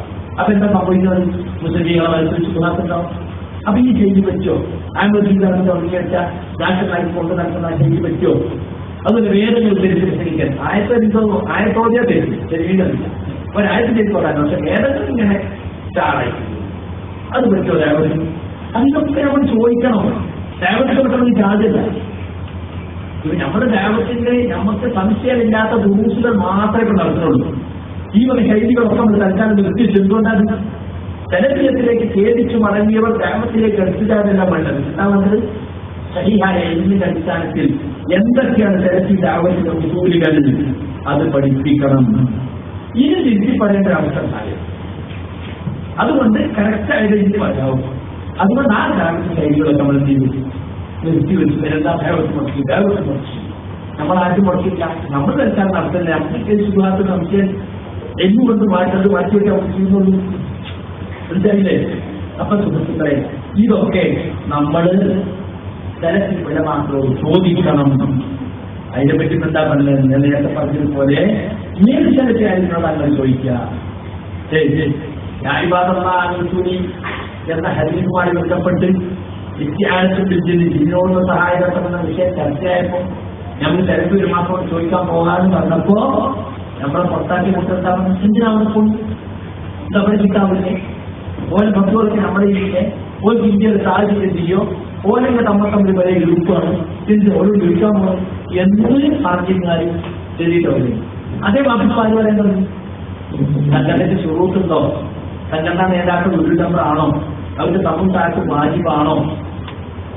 ഇത് നമ്മൾ ചരിത്രമാർക്കോട് ചോദിക്കണം എന്ന് പറഞ്ഞിട്ട് എന്താകുന്നത്? ഞങ്ങൾക്ക് കഴിക്കേണ്ട ആവശ്യമില്ല. ഞങ്ങൾക്ക് യാതൊരു ക്ലാരിറ്റി കുറവില്ല. ഞങ്ങൾക്ക് പണ്ട് വിരുജാബലി ഹൃദയമംഗളം കൊടുത്ത വസ്ത്രം ഞങ്ങൾക്ക് എമ്പാടുമാണ് എന്നാണ് സുഹൃത്തുക്കളെ പറയുന്നത്. എന്നിട്ട് വരുത്തിച്ചിട്ടുണ്ട് എല്ലാവർക്കും ഖിലാഫുണ്ട്. അതുകൊണ്ട് ചരിത്രത്തിന്റെ പേര് വാശി പിടിക്കണ്ട എന്ന് വരുത്തി തീർക്കാണ്. നമ്മളെ സംബന്ധിച്ചിടത്തോളം നമ്മൾ ചിലക്ക് വിലവാക്കൾ തമ്മിൽ പുതുതായി ഉണ്ടായ തർക്കവിഷയങ്ങളല്ല ചോദിക്കാൻ പോകും. ആണോ? ഏത് യൂസ് ചെയ്തത് ഹജൂരിയും തമ്മിൽ എന്താ തർക്കം? നമുക്ക് വിഷയമല്ല. യമനിലെ പണ്ഡിതന്മാർ ഏത് മുസ്ലിന്റെ ശിഷ്യന്മാര് 2 ചേരിയായില്ലേ? അവർ തമ്മിൽ പ്രശ്നമുണ്ട്. അതാണ് നമ്മുടെ വിഷയം. ഞാൻ യമനിൽ പോയി യമനിലെ വിലമാക്കളോടെ പിടിച്ചു നിങ്ങളെ കടമെന്നാണ് നിങ്ങളെ ഇന്ത്യയിലെ കൊണ്ടുകൊണ്ടാണ് ഷാമിൽ നാസറുദ്ദീൻ അൽബാന്റെ ശിഷ്യന്മാർ 2 ചേരിയായി, ഉർദുവിൽ 2 ചേരിയായി. അതാണ് നമ്മുടെ വിഷയം.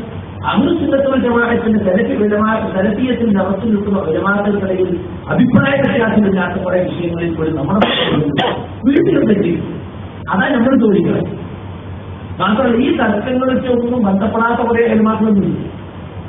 അങ്ങോട്ടും ഇങ്ങോട്ടുമില്ല ഈ യുദ്ധത്തിൽ ഈ തർക്ക പ്രശ്നങ്ങളിൽ ഇടപെടാതെ തർക്കം ആവശ്യമുള്ള തർക്കമായിരിക്കാം. ഉലമാക്കൾക്ക് അവരുടെ ന്യായീകരണങ്ങൾ ഓരോ കാലഘട്ടത്തിലും വിഗ്രഹത്തിന്റെ ആളുകൾ കക്ഷികൾ വരുമ്പോൾ അത് പറയേണ്ടതുണ്ട്.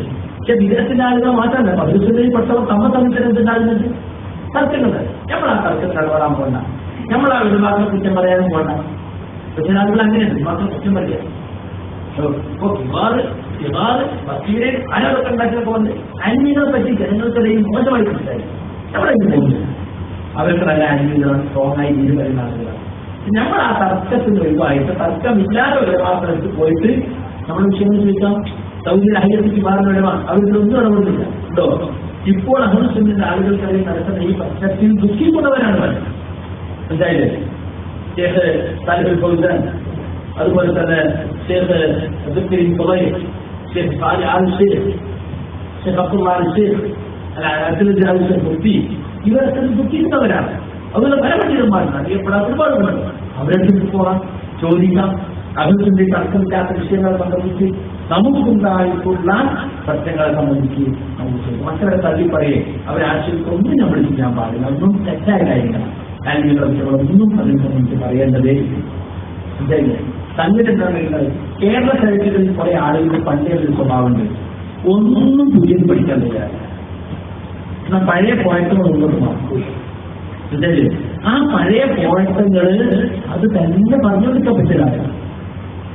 സുഹൃത്തുക്കളെ, നമ്മളെ സംബന്ധിച്ചിടത്തോളം ഇൽമാണ് നമ്മുടെ തൗബ നന്നാക്കാനുള്ള ഒന്നാമത്തെ അടിസ്ഥാനം എന്നാണ് അവരുടെ രണ്ടാമത്തെ വസിയത്തായിട്ട് എടുക്കുന്നത്. എല്ലിന്റെ പ്രാധാന്യം ഒരുപാട് ക്ലാസ്സുകൾ നമ്മൾ പറഞ്ഞിട്ടുണ്ട്. ചുരുക്കലും കേൾക്കണം. താലീം പഠിപ്പിക്കൽ അതിനൊക്കെ മനസ്സിലുണ്ട്. നമ്മുടെ നാട്ടിലാവുന്നില്ല. ഏതാണ് ആദ്യം പഠിക്കേണ്ടത്? അഖീദയിൽ ഏതാദ്യം പഠിക്കണം? ഫിഖ്ഹിൽ ഏതാദ്യം പഠിക്കണം?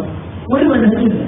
നമ്മൾ പണ്ടേ ഒരു അഫ്സലുമുണ്ട്, മറ്റേ അസുരക്ഷിച്ചുള്ള കാലത്തുണ്ട്, അതിന്റെ കാര്യസുരക്ഷിച്ച് വന്നപ്പോഴുണ്ട്, അതിപ്പോ കണ്ടുരക്ഷിച്ചു. അതിങ്ങനെ പല കക്ഷികളും വിഭാഗങ്ങളും ഇപ്പോൾ യാഥാർത്ഥ്യങ്ങൾ ഒരുപാട് അറിഞ്ഞുകൊണ്ടേ തുടങ്ങി. അത് നെഹ്റുവാദികൾ പഠിപ്പിക്കും, ഖുർആനിലുണ്ടോ സുഹൃത്ത് ഒരേ അജീസിന്റെ ഭാഗം. യഥാർത്ഥത്തിൽ താലീമിന്റെ ഒരു മനസ്സിൽ പരിഗണിക്കില്ല. നമുക്ക് മാത്രമുള്ള മനസ്സിലല്ല, മൊത്തം മുസ്ലിമീങ്ങൾക്കുള്ളതാണ്. അപ്പൊ അതുകൊണ്ട് കിട്ടുന്ന എൽമ എന്ന് പറയുന്നത് കണ്ടന്റുണ്ടായിട്ട് അവിടെ ഇവിടെയൊക്കെ കുറെ നമ്മളൊക്കെ പഠിച്ചിട്ടുണ്ടാവും പല ഭാഗങ്ങളും. പക്ഷേ മനഹജീയത്തിൽ പഠിപ്പിക്കുന്നതുണ്ട്. ആദ്യത പഠിക്കേണ്ടത്, ആദ്യത പഠിപ്പിക്കേണ്ടത്, ദായിമാരികൾ ആദ്യം പഠിക്കേണ്ടത്, ജില്ലത പഠിക്കേണ്ടത്. ഇതൊക്കെ മനസ്സിലാക്കിക്കൊണ്ട് നമ്മൾ താലീമിന്റെ കാര്യത്തിലും ഇൽമിന്റെ കാര്യത്തിലും നമ്മൾ മുന്നിട്ട് വരണം.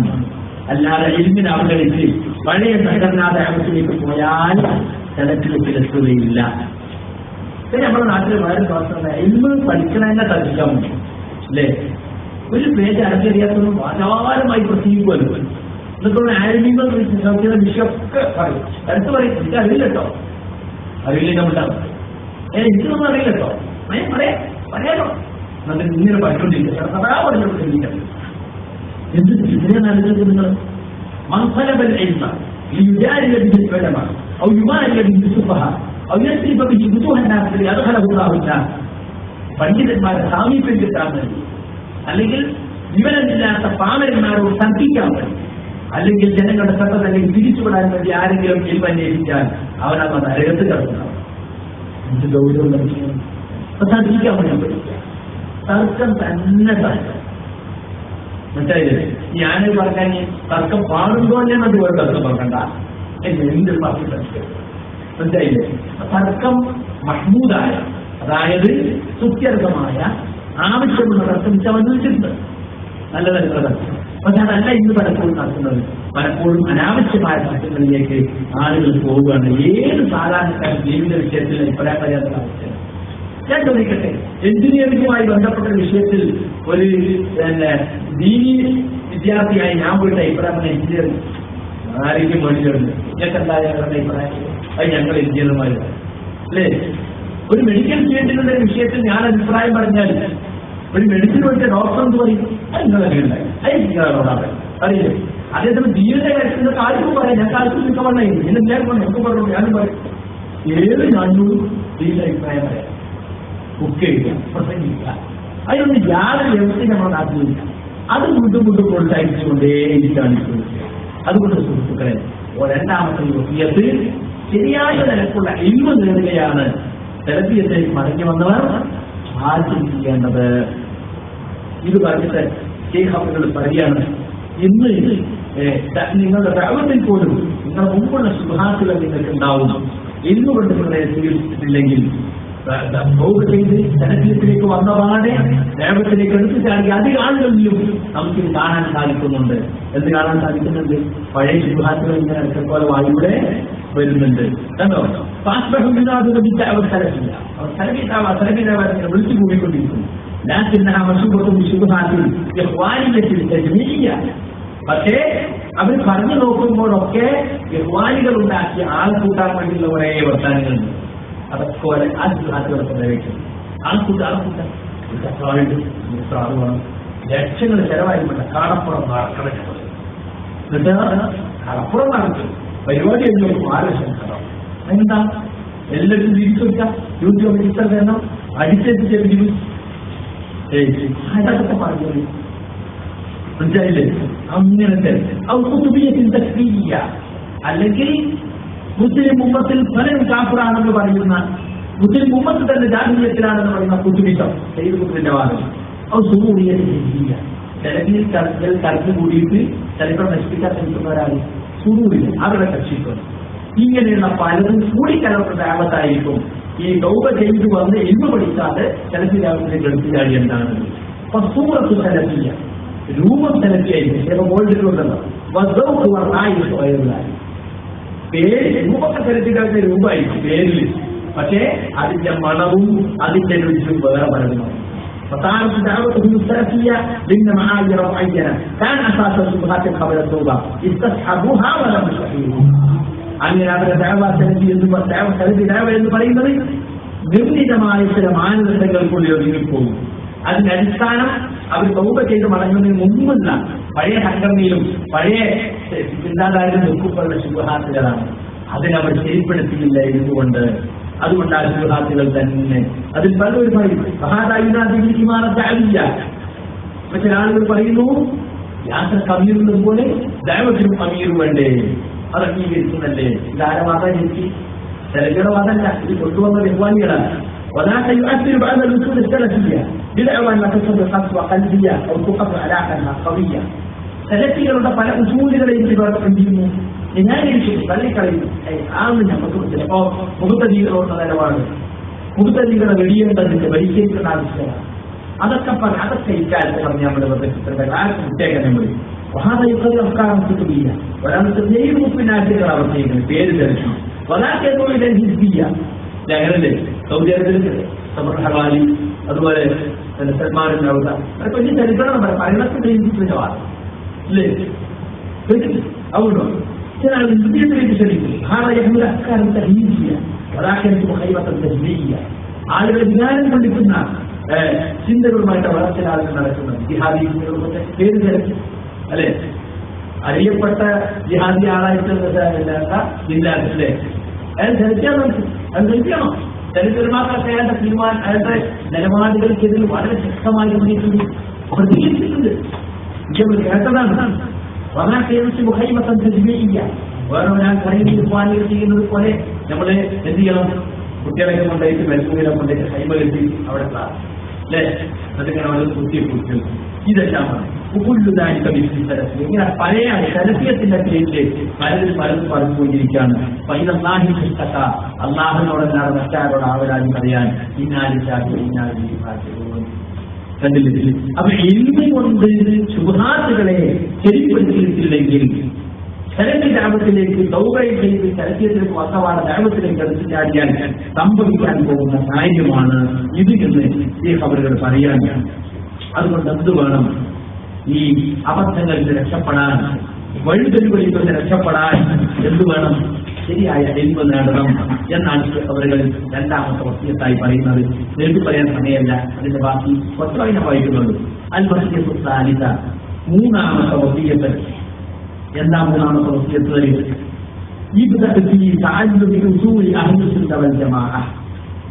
ഇൽമ പഠിക്കണം. ഇൽമിനെ അവഗണിച്ചാൽ അപകടമാണ് എന്ന് പറഞ്ഞിട്ട് ആദ്യം പഠിക്കേണ്ടത് എന്താണ്? അഹ്ലുസുന്നത്ത് വൽ ജമാഅത്തിന്റെ അടിസ്ഥാനങ്ങൾ എന്തൊക്കെയാണ്, അസ്ലുകൾ എന്തൊക്കെയാണ്, അത് പഠിക്കണം. കണ്ടോ? എന്നിട്ട് ശേഖ് അവർ പറയാണ്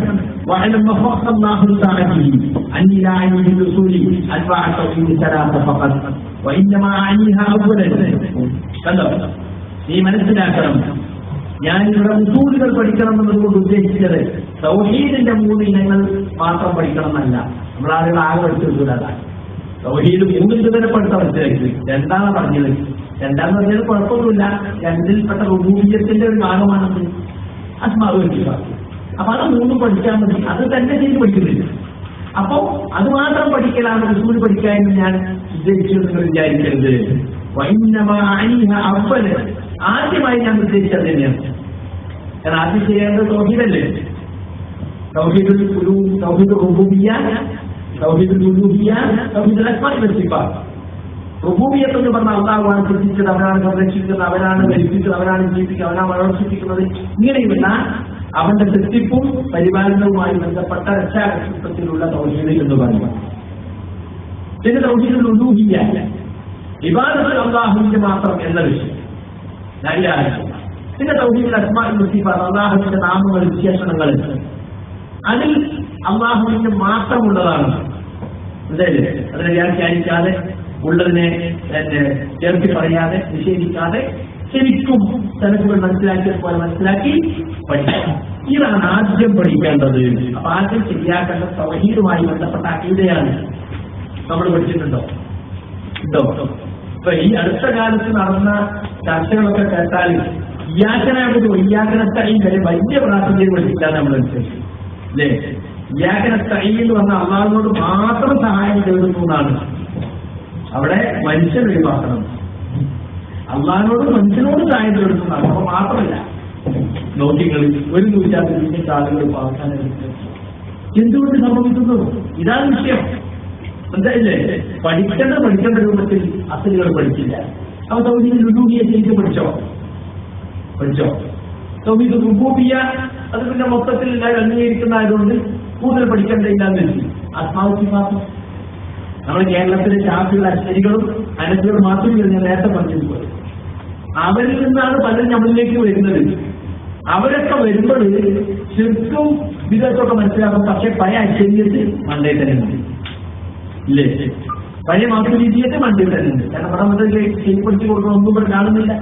അപ്പൊ അല്ലല്ലാത്തവരെ വിളിച്ചു പ്രാർത്ഥിക്കുന്ന ചുരുക്കാണ് എന്ന് മാത്രം പഠിച്ചാൽ തൗഹീദ് പൂർണ്ണമായിട്ടാണ് നമ്മുടെ പല ആളുകളും തെറ്റിദ്ധരിച്ചിരുന്നത്. പോരാ, അഹ്ലുസുന്നത്തിന്റെ ഉസൂൽ പഠിക്കുമ്പോൾ ഈ തൗഹീദിന്റെ 3 ഇനങ്ങളും വിശദമായി തന്നെ പഠിക്കണം. മനസ്സിലായില്ലേ? നബിമാർക്ക് അള്ളാഹിനെ പരിചയപ്പെടുത്തി അള്ളാഹിനെ വിസ്മരിച്ചിട്ടതിലൂടെ അല്ലേ? അള്ളാഹുവിന്റെ ഗുണങ്ങൾ, അവന്റെ വിശേഷണങ്ങൾ, അവന്റെ നാമങ്ങൾ അത് പഠിച്ചേ പറ്റൂ. വലില്ലാഹിൽ അസ്മാഉൽ ഹുസ്ന ഫദ്ഉഹു ബിഹാ. അള്ളാഹുവിന് അസ്തമായ ഒരുപാട് നാമങ്ങൾ അസ്മാഉൽ ഹുസ്ന, അതുകൊണ്ട് നിങ്ങൾ പ്രാർത്ഥിക്കണം എന്ന് പറഞ്ഞു. മനസ്സിലായില്ല? അപ്പൊ അതുകൊണ്ട് സുഹൃത്തുക്കളെ ഒന്നാമതായി പഠിക്കേണ്ടതാണ് وعين ثانيا غيرها من الأصول التي اجتمع عليها أهل السنة والجماعة وفارقوا بها عن البدع والفرقة. ഉസൂലുകൾ പഠിക്കണം എന്നതുകൊണ്ട് ഒന്നാമത് ഞാൻ ഉദ്ദേശിക്കുന്നത് തൗഹീദിന്റെ 3 വിഭാഗങ്ങളാണ്. അതിന് ശേഷം പിന്നെ രണ്ടാമതായി ഞാൻ ഉദ്ദേശിക്കുന്നത് അഹ്ലുസുന്നത്ത് വൽ ജമാഅത്തിന്റെ ആളുകൾക്കിടയിൽ തർക്കമില്ലാതെ അംഗീകരിക്കപ്പെട്ടതും അഹ്ലുൽ ബിദ്അ വൽ ഫുർഖ ഉത്തരാശയത്തിന്റെയും ഭിന്നിപ്പിന്റെയും ആളുകളിൽ നിന്ന് അവർ വിട്ടുനിൽക്കുന്നതുമായ ചില അടിസ്ഥാന തത്വങ്ങളുണ്ട്. അത് പഠിക്കണം. അതേതൊക്കെയാ?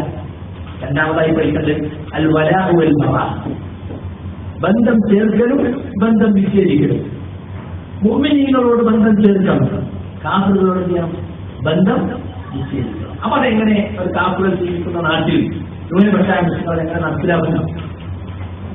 മാത്രമല്ല മുസ്ലിങ്ങൾ ഭൂരിപക്ഷം എല്ലായിടത്തും കാഫിറുകൾ ജോലിക്കും മറ്റൊക്കെ വരും. അവരോട് എങ്ങനെ പെരുമാറണം? ഇതല്ലേ? അവർക്ക് വിട്ടു നിൽക്കണം, ബറാഅത്ത് വേണം, അതോടൊപ്പം അവരെ രാമചർത്തും വേണം. ഇത് രണ്ടെങ്ങനെ യോജിപ്പിക്കും? അതുപോലെ മുത്തഖീകളോട് അവർ വെളിയിൽ നിൽക്കണം അല്ലേ? മുത്തഖീന്റെ കൂടെ ഇരിക്കാൻ പാടില്ല, ഇടപഴകാൻ പാടില്ല, എല്ലാം പറയത്തില്ലേ? അതൊക്കെ ഇവിടെ ആരാണ് മുത്തഖീ? മുത്തഖീന്റെ ഹജ്ജ് ചെയ്യുന്ന രൂപം എന്താണ്? ഹജ്ജ് ചെയ്തവർ മാറ്റി വെക്കാൻ പറഞ്ഞു ദേവതൂർക്കും വേണ്ടേ? അതെങ്ങനെ രണ്ടും കൂടി സമന്വയിപ്പിക്കും? ഇത് പഠിക്കണം. ഇത് അഖീദയുടെ ഗ്രന്ഥങ്ങളിൽ വരെ വന്ന വിഷയമാണ്. വലാഹ് ബറാഹ്, അതുപോലെ ഭരണാധികാരികളുടെ നിലപാട്, അതുപോലെ മുഖ്തലികളുടെ നിലപാട്, ഇതൊന്നും അഖീദയിൽപ്പെട്ടത് അമലിയായ വിഷയങ്ങളാണ്. എന്നിട്ടും അഹ്ലുസുന്നത്തിന്റെ പണ്ഡിതന്മാരുടെ അഖീദയിൽ ഉൾപ്പെടുത്താൻ കാരണം വിശേഷം വിവരിക്കുന്നുണ്ട്. മനസ്സിലായില്ലേ? അപ്പൊ വലാഹ് ബറാഹ് വലംറു ബിൽ മഅറൂഫ് വന്നഹ്യി അനിൽ മുൻകർ, നന്മ കൽപ്പിച്ചാൽ തിന്മ വിരോധിക്കുക. അതിൽ ചില ഉസൂലുകളൊക്കെ ഉണ്ട്. ഒരു മഅറൂഫാണെന്ന് അറിയണം, മുൻകർ മുൻകറാണെന്ന് അറിയണം അല്ലെ? ഒരു മുൻകർ തടയുന്നത് കൊണ്ട് അതിനേക്കാൾ വലിയ മുൻകർ ഉണ്ടാകുകയാണെങ്കിൽ അത് വേണ്ട. ഇങ്ങനെ കുറെ ലവാദിസുകളും സുഹൂത്തുകളും ഒക്കെ പണ്ഡിതന്മാരതിനെ പറഞ്ഞിട്ടുണ്ട്. അതുപോലെ തന്നെ സഹാബികളോടുള്ള നിലപാടെന്താണ്? ഷിയാക്കളൊക്കെ ഉള്ളവർക്ക് നല്ലോണം പഠിക്കണം അല്ലേ? ബഹ്റൈനിലും യമനിലും ഷിയാക്കളുണ്ട്. അവർക്ക് സഹാബികൾ ചീത്തറിയുന്ന വിഭാഗമാണ്. അപ്പൊ അവിടെ സഹാബത്തിനോടുള്ള അഹ്ലുസുന്നത്തിന്റെ നിലപാടെന്താണ്? അവരെ കുറിച്ചുള്ള കള്ളാരോപണങ്ങൾ നമ്മൾ എങ്ങനെ പ്രതിരോധിക്കണം, അവരെ എങ്ങനെ ആദരിക്കണം, അത് പഠിക്കണം. അതുപോലെ ഭരണാധികാരികളുടെ നിലപാടുണ്ടായിരിക്കണം. മുസ്ലിമീങ്ങൾ ഇതിൽ താമസിക്കുന്ന മുസ്ലിം ഭരണാധികാരികൾ ഭരിക്കുന്നത് ഇസ്ലാമിക ഭരണമല്ലെങ്കിലും ഭരണാധികാരി മുസ്ലിമാണ്. അപ്പോൾ അയാളുടെ നിലപാട് സ്വീകരിക്കണം. അതിന്റെ വിപ്ലവം ഉണ്ടാക്കാൻ പറ്റുമോ? അതൊരു വിഷയമാണ്, അത് പഠിക്കണം. അതുപോലെ തന്നെ വൻപാപങ്ങൾ പ്രവർത്തിക്കുന്ന അള്ളാഹുവിന് വിരോധമായിട്ട് തെറ്റുകൾ പ്രവർത്തിക്കുന്ന ആളുകളോട് നിലപാടാണ് സ്വീകരിക്കേണ്ടത്. ഒരു ഇസ്ലാമിൽ തന്നെ പുറത്താന്ന് വാദിക്കുന്നവരുണ്ട് അല്ലേ? കബാലിൽ ചെയ്താൽ പുറത്തുള്ള ഹവാജികൾക്ക് വാദം. അപ്പൊ അത് പഠിക്കണം.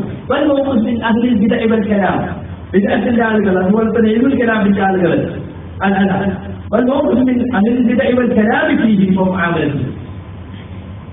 അവരിനോട് വിദഗ്ധത്തിന്റെ ആളുകളുടെ നിലപാടെന്താണ്? അവരെ കുറിച്ച് സംസാരിക്കൽ. ഇവൻ മുസ്തരിയാണ്, ഓജലിന്റെ വിദ്യാർത്ഥി എന്നൊക്കെ അറിയപ്പെട്ട പണ്ഡിതന്മാർ കാലാകാലങ്ങളിൽ പറഞ്ഞിട്ടുണ്ട്. അഹ്ലുസുന്നയിൽ നിന്ന് വേറിട്ട് പോകുന്ന കക്ഷികളെയൊക്കെ സമയാസമയങ്ങളിൽ സാധാരണക്കാർക്ക് ബോധ്യപ്പെടുത്തി കൊടുത്താൽ പണ്ഡിതന്മാരാണ്. അപ്പൊ അത് പറ്റുമോ പറ്റൂലേ? അതിൽ എന്തൊക്കെ ആർക്കൊക്കെ പറയാം, ആരാണത് പറയേണ്ടത്, പറയുമ്പോൾ എങ്ങനെ പറയണം? പണ്ഡിതനോട് പറഞ്ഞാൽ അദ്ദേഹത്തിന്റെ വിദ്യാർത്ഥികൾക്ക് അത് ഏറ്റു പറയാൻ പറ്റും. ഇങ്ങനെയുള്ള ഒരുപാട് വിഷയങ്ങൾ. ഇതിലൊക്കെ നമുക്ക് ക്ലാരിറ്റി ഇല്ലാതെ എല്ലാവർക്കും അറിയാം അല്ലേ? ഒരാൾ പറഞ്ഞെങ്കിൽ കേട്ടണം, പഠിച്ചണം. മുഖത്തതിനുള്ള നിലപാട് ഇപ്പോഴും ചോദിക്കാൻ എന്താ മറുപടി അല്ലേ? അള്ളാഹു അല്ലാത്ത വിളിച്ച് പ്രാർത്ഥിക്കുന്ന വലിയങ്ങളെ രക്ഷിക്കണേ, വൈദ്യശേഖരെ കാക്കുന്നതിന് പകരം മുസ്ലിയാരെ അടുത്ത് തിന്നാൻ പറ്റുമെന്ന് ചോദിച്ചാൽ അവിടെ എന്താ മറുപടിയല്ലോ? വേട്ട നായിനെ വിസ്മി ചെല്ലി വിട്ട ആ നായി കഴിച്ചുകൊണ്ട് പോയി തിന്നാന്നാണ് ഞങ്ങളുടെ അഭിപ്രായം. എന്നെക്കാളും മോശങ്ങളെ മുസ്ലിം ഞങ്ങൾ പറയുന്നുണ്ടോ? അത് മറുപടിയാ, അല്ലാതെ മറുപടി. ഞങ്ങൾക്ക് മറുപടി കിട്ടോ? ഉണ്ടോ? ഇല്ല. അതുപോലെ തന്നെ ഞാൻ മുസ്ലിം രക്ഷിക്കുന്ന വലിയങ്ങളെ കാക്കണമെന്ന് വിളിച്ച് വിശ്വാസം നടത്തുന്ന ഒരു സുന്നിയാണ്. എന്നെ നിങ്ങൾക്ക് തുറന്നു നിശ്ചയിക്കാൻ പറ്റുമോ എന്ന് ചോദിക്കുക. വളരെ എളുപ്പം മറുപടി. പക്ഷെ പറയാൻ കഴിയുന്നുണ്ടോ? പറയാൻ കഴിയുന്നില്ല. അങ്ങനെയാണെങ്കിൽ ഇപ്പോ നിങ്ങളെ വാപ്പ സുന്നിയല്ലോ, അപ്പൊ നിങ്ങൾക്ക് വാപ്പാനെ സ്വത്തെടുക്കാൻ പറ്റുമോ? പിന്നെ ഇപ്പൊ നിങ്ങളെ കുറെ കുട്ടികളെ ഞങ്ങൾ കിട്ടിയിട്ടില്ലേ, ഞങ്ങളെ കുറെ കുട്ടികളെ നിങ്ങൾ കിട്ടിയിട്ടില്ലേ? അപ്പൊ അതൊക്കെ ബന്ധം ഉണ്ടാവും. അതിന് എന്റെ കുട്ടികളൊക്കെ വിചാരിച്ചാൽ ശരിയാവുമോ? നിങ്ങൾ വെച്ച് ഞങ്ങൾ അപ്പാന്ന് സ്വത്ത് കിട്ടുമോ? വാപ്പാണ് സ്വത്ത് കിട്ടുമോ? ഒരുപാട് പ്രശ്നങ്ങളില്ലേ? ഞാൻ മറുപടി ഇപ്പൊ ക്ലാരിറ്റി ഇല്ല. അതിനിടയിലുള്ള നിലപാടിന് ക്ലാരിറ്റി ഇല്ല. വലാതെ പറയാൻ ക്ലാരിറ്റി ഇല്ല. ഉണ്ടോ? അപ്പൊ സുഹൃത്തുക്കളെ, ഇതുപോലെയുള്ള വിഷയങ്ങളാണ് രണ്ടാമത് പഠിക്കേണ്ട ഉസൂലുകൾ. ഒന്നാമത്തെ 3 തൗഹീദ്, രണ്ടാമത്തെ വലാൽ ബറാൽ, അമരുകാരുടെ സഹാബികളുടെ നിലപാട്, ഭരണാധികാരികളുടെ നിലപാട്. മുസ്ലിം രാജ്യത്ത് ജീവിക്കുന്ന ഭരണാധികാരികളുടെ നിലപാട് സ്വീകരിക്കണം. ജനാധിപത്യത്തോട് മതേതരത്വത്തോട് എന്ത് നിലപാട് സ്വീകരിക്കണം? നമുക്ക് ക്ലാരിറ്റി ഉണ്ടോ? നമ്മൾ ജമാഅത്തിനെ എടുക്കാൻ കൂടെ പറഞ്ഞിരുന്നത് ശരിയാണ്. അതുപോലെ തന്നെ സുഹൃത്തുക്കളെ, ഈ വിഷയങ്ങളിലൊക്കെ ഇതെല്ലാം ഇത് തർക്കമുള്ള വിഷയമല്ല. പണ്ഡിതമാർക്ക് ഒരു തർക്കമില്ലാത്ത വിഷയങ്ങളാണൊക്കെ. ആ വിഷയങ്ങൾ അഹ്ലുസുന്ന ഏകോപിച്ചിട്ടുള്ള ഈ ഉസൂലുകളാണ് രണ്ടാമത് പഠിക്കേണ്ടത്. അവർ യോജിച്ചത് മാത്രമല്ല, അത്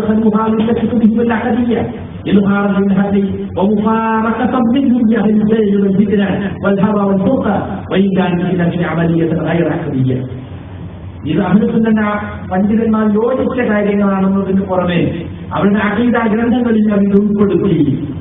എന്തിനു വേണ്ടി? അഖീദപ്പെട്ട വിഷയങ്ങളൊന്നും അമലിയ വിഷയങ്ങൾ എന്നിട്ട് ഉൾപ്പെടുത്തുന്ന സത്യം വ്യക്തമാക്കുന്നതിനും അഹ്ലുസുന്നത്തിന്റെ ഈ വിഷയത്തിൽ നിലപാട് അഖീദ പഠിക്കുന്നതോടൊപ്പം തന്നെ പഠിക്കേണ്ട ഗൗരവമുള്ള വിഷയങ്ങളുണ്ട്. മാത്രമല്ല, അവയുടെയും ഫിത്നയുടെയും ദൈവത്തിന്റെയും ആളുകളിൽ നിന്ന് വേറിട്ട് നിൽക്കാൻ വേണ്ടിയും ഇതൊക്കെ അമലിയായ വിഷയമാണെങ്കിൽ പോലും കണ്ടോ. അപ്പോ ആദ്യം പഠിക്കേണ്ടത് എന്താണ്? അഹ്ലുസുന്നത്തിന്റെ ഉസൂലുകളാണ്. ആ ഉസൂലുകൾ ആദ്യം പഠിക്കേണ്ട ഏതാ? തൗഹീദിന്റെ 3. പിന്നെ പഠിക്കേണ്ട ഏതൊക്കെയാണ്? വലാൽ ബറാൽ, മുഅ്തസിലുള്ള നിലപാട്, അമറുകാരുടെ ശുറൂത്തുകൾ, ലവാദിത്തുകൾ, സഹാബത്തുകളുടെ നിലപാട്, ഭരണാധികാരികളുടെ നിലപാട്, പിന്നെ വൻപാപങ്ങൾ പ്രവർത്തിക്കുന്നവർ തെറ്റുകാരുടെ നിലപാട്. ഇതൊക്കെ അഖീദ ഗ്രന്ഥങ്ങളിൽ ഉൾപ്പെടുത്തിയ തർക്കമില്ലാത്ത ഉസൂലുകളാണ്. ഇതൊക്കെ വല്ല ന്യായീകരിക്കാൻ നമ്മളെ ചോദിക്കുക ഉണ്ടോ? അപ്പൊ നമ്മൾ തൗബ ചെയ്ത് മടങ്ങി നമ്മൾ വേഗം ദാവത്ത് എടുത്ത് അതില്ല. KSRTC പ്രശ്നിക്കോ ഇതിങ്ങനെ വലിയ കാര്യമായി പറയാം. നോട്ടീസ് 6000 നോട്ടീസ് ഇറക്കി, 7000 ജോലി കയറി, വീട്ടിൽ കയറി 5 മിനിറ്റ് നോട്ടീസ് കൊടുത്താൽ ലഭ്യമുണ്ട്. രഹസ്യത്തിലേക്ക് തിരിച്ചു വരട്ടെ നമ്മളെ തോമ്പ ചെയ്ത് മടിക്കവരില്ലേ? അപ്പൊ സുഹൃത്തുക്കളെ, ഇത് പറയാണ് ഈ വിഷയങ്ങളും അസലുകളും ഒക്കെ നീ കൃത്യമായി മനസ്സിലാക്കിയാൽ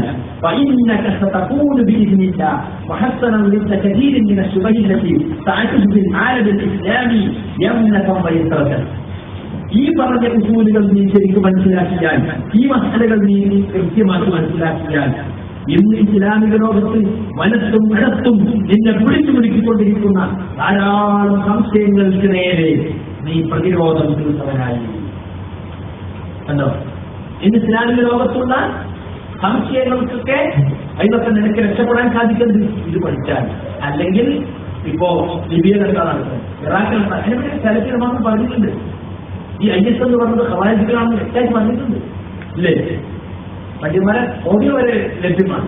അപ്പൊ ഓരോ സന്ദർഭത്തിലും പെരുമാറ്റം ഇത് പറയുന്ന കാര്യങ്ങൾ അതൊക്കെ നമ്മൾ മനസ്സിലാക്കണമെങ്കിൽ എന്ത് വേണം? ഈ ഉസൂലുകൾ പഠിക്കണം. ولما فرط كثير من التائبين من هذا الباب ولم يؤمنوا في بداية توبتهم على تعلم أصول أهل السنة والجماعة ومنهجهم أصبحوا مضطربين متخبطين بأدنى شبهة. نسأل الله السلامة والعافية. ഈ തരം വിഷയങ്ങളിലൊക്കെ ജലത്തിലേക്ക് മടങ്ങി വന്നവർ ധാരാളം പേർ വീഴ്ച വരുത്തുകയും അവരെ തൗബയുടെ തുടക്കത്തിൽ തന്നെ അഹ്ലു സുന്നത്തിന്റെ അഖീദ ഉസൂലുകൾ പഠിക്കുന്നതിൽ അവർ വീഴ്ച വരുത്തുകയും ചെയ്യുന്നതിനാൽ, അഹ്ലു സുന്ന മനസ്സിലേക്ക് വീഴ്ച വരുത്തിയതിനാൽ അവർ പതർച്ചയിലായിത്തീർന്നു. അനിശ്ചിതത്വം ബാധിച്ചവരെ, ചിന്താക്കുഴപ്പത്തിലകപ്പെട്ടവരെ എന്റെ ചെറിയ ശുഭത്തിൽ വരുമ്പോഴത്തേക്ക് അത് ആണികരിക്കണം. അള്ളാഹു കാത്തിരിക്കട്ടെ. കണ്ടോ, എന്നിട്ട് ശേഖ് അവർ അതിന്റെ പല ഉദാഹരണങ്ങളും 1-2 ഉദാഹരണങ്ങൾ ഇവിടെ എടുത്തു പറഞ്ഞിട്ടുണ്ട്. പക്ഷെ സമയമില്ലാത്തത് ഞാനതിന് വായിച്ചിട്ടില്ല. അതിന്റെ തത്വം മാത്രം നിങ്ങൾ കേട്ടല്ലോ. എന്താണ് ഉസൂലുകൾ പഠിച്ചിട്ടില്ലെങ്കിൽ ഉണ്ടാകാൻ പോകുന്ന പ്രശ്നങ്ങൾ. ഇനി അടുത്തത്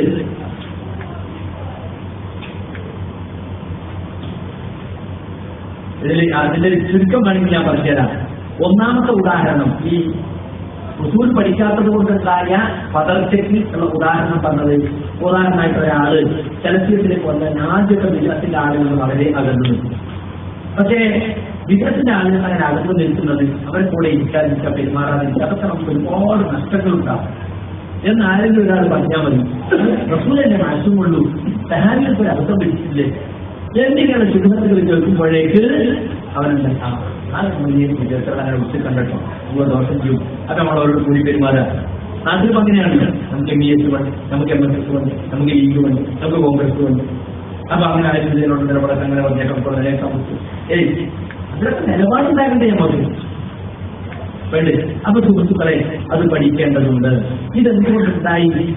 ഇവർ ശരിയായ കിതാബും സുന്നത്തും സ്ഥലത്തുകൾ മനസ്സിലാക്കിയതുപോലെ മനസ്സിലാക്കാത്തത് കൊണ്ടാണ് ഇവർക്ക് സംഭവിച്ചത്. ഇവർ ഈ രാത്രി ഇത്തരങ്ങളൊക്കെ പറയുന്നത് അതുകൊണ്ടാണ് എന്ന് അവരുകളെ കൊടുത്തു പറയുന്നത്. ഇനി അടുത്തത് അൽ വസിയ്യത്തു റാബിഅ, നാലാമത്തെ വസിയ്യത്ത് എന്താ? ലാ തഅഖുദിൽ ഇൽമ ഇല്ലാ മിൻ ഉരിഫ ബിസ്സുന്നah. സുന്നത്ത് കൊണ്ട് അറിയപ്പെട്ടവനിൽ നിന്നല്ലാതെ ഇന്ന് സ്വീകരിക്കാൻ പാടില്ല. സെലഫിയാന്ന് പറഞ്ഞ അഹ്ലുസുന്നത്ത് പറഞ്ഞ പലരോടും വരും. അവർക്കൊക്കെ പോയിട്ട് അതും കേൾക്കുക മറ്റൊന്നും കേൾക്കാൻ പാടില്ല. അഹ്ലുസുന്നയുടെ യഥാർത്ഥ സെലഫിയത്തിന്റെ ആളാണെന്ന് ഉറപ്പുള്ളവർ മാത്രം അത് കേട്ടാൽ. നമുക്ക് ആരും കുറച്ചായിട്ടുണ്ടോ അല്ലേ? ഒരുപാടായിട്ടുണ്ടോ? ഇല്ല. അതിൽ തന്നെ കുറച്ച് സമയം നമ്മൾ ദീൻ പഠിക്കാൻ ഉപയോഗിക്കുന്നു. ഒരു ദിവസത്തിൽ എത്ര മണിക്കൂർ നമ്മൾ ദീനമായിട്ട് ഇരിക്കുന്നു പഠിക്കാനായിട്ട്? 1 മണിക്കൂറിൽ നടന്ന വലിയ കാര്യം. അത് നമ്മൾ ആ വ്യതിയാനക്കാരുടെ മറ്റേ വ്യതിയാനക്കാരുടെ കേട്ടിട്ട് ആ കഷ്ണം കേട്ടി കഷ്ണം കേട്ടി അത് ലിക്വറ്റി ഇതൊന്നും ശരിയല്ല. നമ്മൾ ശരിക്കും മനസ്സിലും അഖീദയും ഉറപ്പുള്ള ആളുകൊണ്ടത് മാത്രം കേൾക്കും. അത് കഴിഞ്ഞ് പിന്നീട് ഒരുപാട് സമയം നമ്മളൊക്കെ ബാക്കിയുണ്ടോ കേൾക്കാം. സമയമുണ്ടോ? സമയം എന്തെങ്കിലും കേൾക്കാൻ. അപ്പൊ അതുകൊണ്ട് സുന്നത്ത് കൊണ്ട് അറിയപ്പെട്ടത് മാത്രമേ ഉൾപ്പെടുത്താവൂ. കാരണം ഇമാം മുഹമ്മദ് ബിൻ സീരീൻ, ഇമാം മുസ്ലിം തന്റെ തരീഖ മുഖദ്ദിമയിൽ ഉദ്ധരിച്ചതാണ്. പ്രമുഖ താപിക്ക് അറിയാൻ മുഹമ്മദ് ബിൻ സീരീൻ എന്ന പണ്ഡിതൻ, അത് അറിയാണ്. അദ്ദേഹം പറഞ്ഞതായിട്ട് ഈ ഇൽമു ദീനാണ്. ഈ ചെറിയ ഇന്ന് പറഞ്ഞാൽ അത് ദീനാണ്. അതുകൊണ്ട് ആരിൽ നിന്നാണ് നിങ്ങൾ ദീൻ എടുക്കുന്നത് എന്ന് നിങ്ങൾ ചിന്തിക്കണം. കാരണം അല്ലെങ്കിൽ അതുകൊണ്ട് എത്തുമ്പോൾ ഒരു ദീനൊടിക്കും. അവിടെ ഇവിടെ കണ്ടപ്പോൾ ഏതൊക്കെ വായിക്കാണ്ട് വാചാകരം ഉണ്ടായാൽ പണ്ഡിതനെ ഞങ്ങളാണ്. അത് നമ്മളെ അവസ്ഥ അല്ലേ? ഞങ്ങളൊക്കെ പഠിക്കാൻ പോയതിങ്ങനെ പണ്ഡിതരുണ്ട് വാസുതിയും പിടിച്ചു വയ്ക്കുന്നത് ആളുകൾ അങ്ങനെ പറഞ്ഞു വെച്ചാണ്. അപ്പൊ അതാണ് ഞങ്ങളുടെ അവസ്ഥ കണ്ടോ. അപ്പൊ ദീൻ ആരെടുക്കുന്നത് നോക്കണം. لم يكونوا يسألون عن الإسلام فلما وقعت الفتنة قالوا سموا لنا رجالكم وينظر إلى أهل السنة ويؤخذ حديثهم وينظر إلى أهل البدع فلا يؤخذ حديثهم. സഹാബികൾ നബിയുടെ പേരിൽ കളവ് പറയുകയും കക്ഷിത്വമുണ്ടാവുക ചെയ്യുന്നതിന് മുമ്പ് കാല റസൂലുള്ളാഹി എന്ന് പറഞ്ഞാൽ ചെല്ലുവിളിച്ചു കൊടുത്തു. ഈ ഫിത്ന വന്നതിന് ശേഷം കാല റസൂലുള്ളാഹി ആരാണുള്ളത്? അയാളോട് ചിലതെന്ന് പറയാം അവനെ നമുക്ക് വിട്ടോ എന്ന് പറയുമായിരുന്നുണ്ട്. ആദ്യം ശരണനെപ്പറ്റി ചോദിച്ചിരുന്നില്ല. പലമ വഹാത്തിൽ ഫിത്ന വന്നപ്പോൾ സമ്പൂർണ്ണായിരിച്ചാൽ റിപ്പോർട്ടർമാരുടെ പേരെന്ന് പറയാൻ പറയും. പയ്യും പറയില്ല അഹലിക്കുന്ന അഹലിക്കുന്ന പൊട്ടണം നോക്കും. പയ്യൂഹത് ഹരീഫ് ഹരിക്കും. വൈകുന്ന അഹലിന്റെ വിധത്തിൽപ്പെട്ട പുതിയ ലക്ഷ്യപ്പെട്ട ഏതിലാണോ പലായുഹത് ഹരീഫും. ഇതായിരുന്നു സഹാബികളുടെ നിലപാടിൽ മുസ്ലിം മുഖത്തിവേലി. അപ്പൊ ഇൽമാണ് ആരും എടുക്കേണ്ടത്. അത് പ്രശ്നമാണ്. അല്ലെങ്കിൽ എന്താ നമ്മൾ ജീവിച്ചു കൊടുത്തു വരും. അതുകൊണ്ട് ദീൻ സുന്നത്ത് കൊണ്ട് അറിയപ്പെട്ട ആളുകളിൽ നിന്നാണ് എടുക്കേണ്ടത്.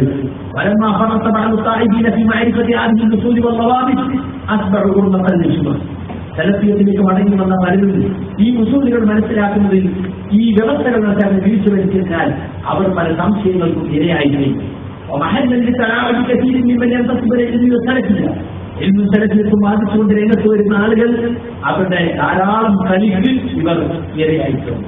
فما أن يجد شخص يدعي علما أو يظهر سرقه بكبار أهله من أهل السنة وتجد الشباب التائب قد التفوا حوله من غير تمثيل لحقيقته ولا تدخل في سيرته.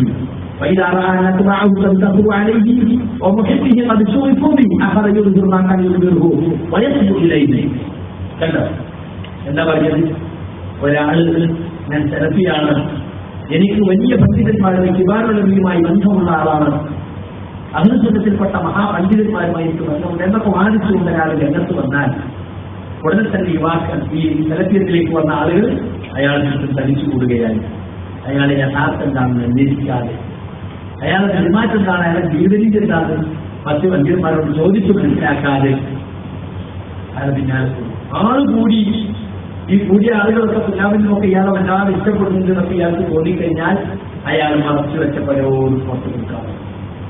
അപ്പോഴാണ് യാത്രക്ക് അമീറുന്നതുപോലെ ദാവാക്കൂട്ടായ്മക്ക് അമീർ വേണം കണ്ടോ.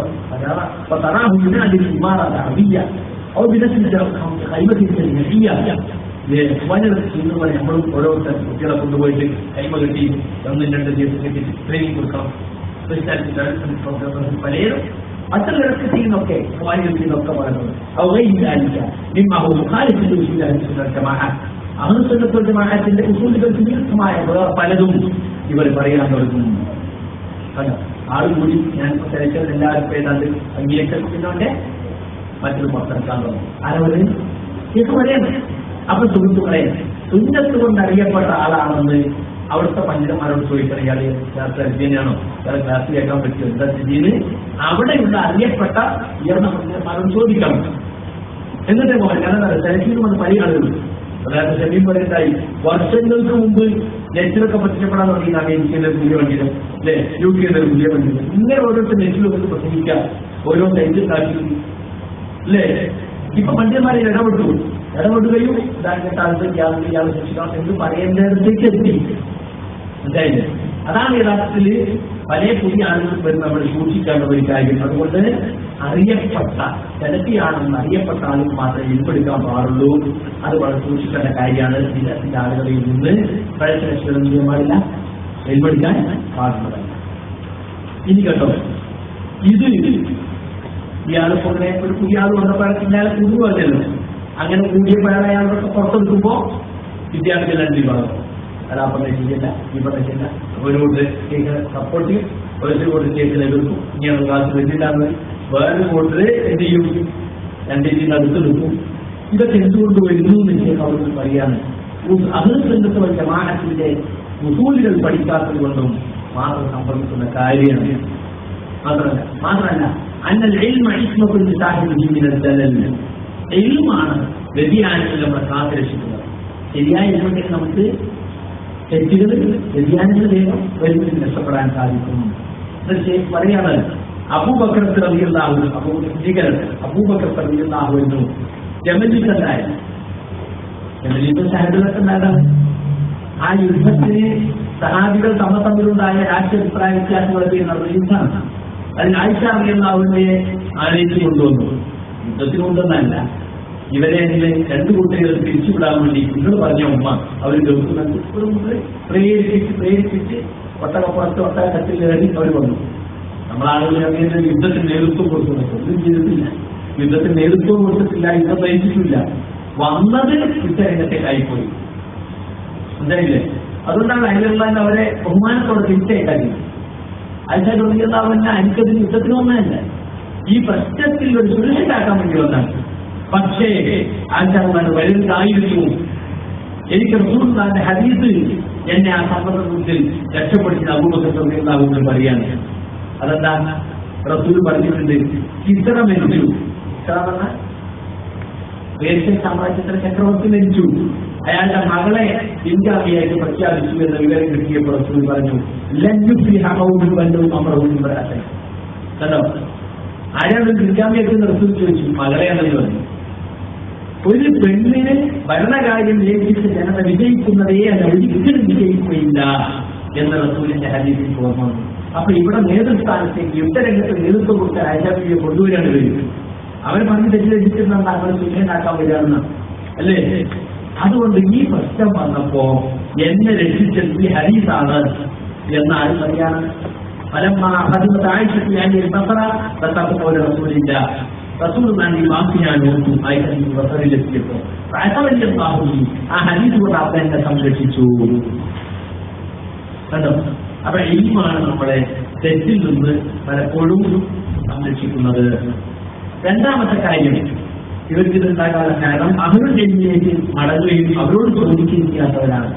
ഒരാൾ പറഞ്ഞാൽ ഇയാൾ ചരിത്രമാണ്, ഇയാളെ എൽപ്പെടുക്കാൻ പറ്റുമോ? എൽമ് കൊടുക്കാൻ മാത്രമല്ല അറിവൊക്കെ ഇയാൾ നേടിയിട്ടുണ്ടോ? ഇല്ലാന്ന് പറഞ്ഞിട്ട് അവർക്ക് പറഞ്ഞു കൊടുക്കണമെങ്കിൽ അതിനുള്ളൊരു യോഗ്യത അത് ഇദ്ദേഹത്തിനുണ്ടോ എന്ന് ചോദിക്കണം. അറിയപ്പെട്ട പില്ലാവിനോടും പഞ്ചമാർ ചോദിക്കണം. ഉണ്ടെന്ന് പറഞ്ഞാൽ ശരി, അയാൾ ആ പറഞ്ഞു കൊടുക്കാം. അല്ല, അങ്ങനത്തെ ഒന്നും അയാൾ പഠിച്ചൊന്നും അറിയില്ല, എന്തൊക്കെ അവനെ വായിച്ചിട്ടുള്ളൂ എന്നാണെങ്കിൽ നമ്മൾ പോയിട്ട് ചെയ്യണ്ട, നമ്മൾ മീൻ പ്രസാദാക്കണം. അതേ ശേഷം പറയുന്നത് ഇത്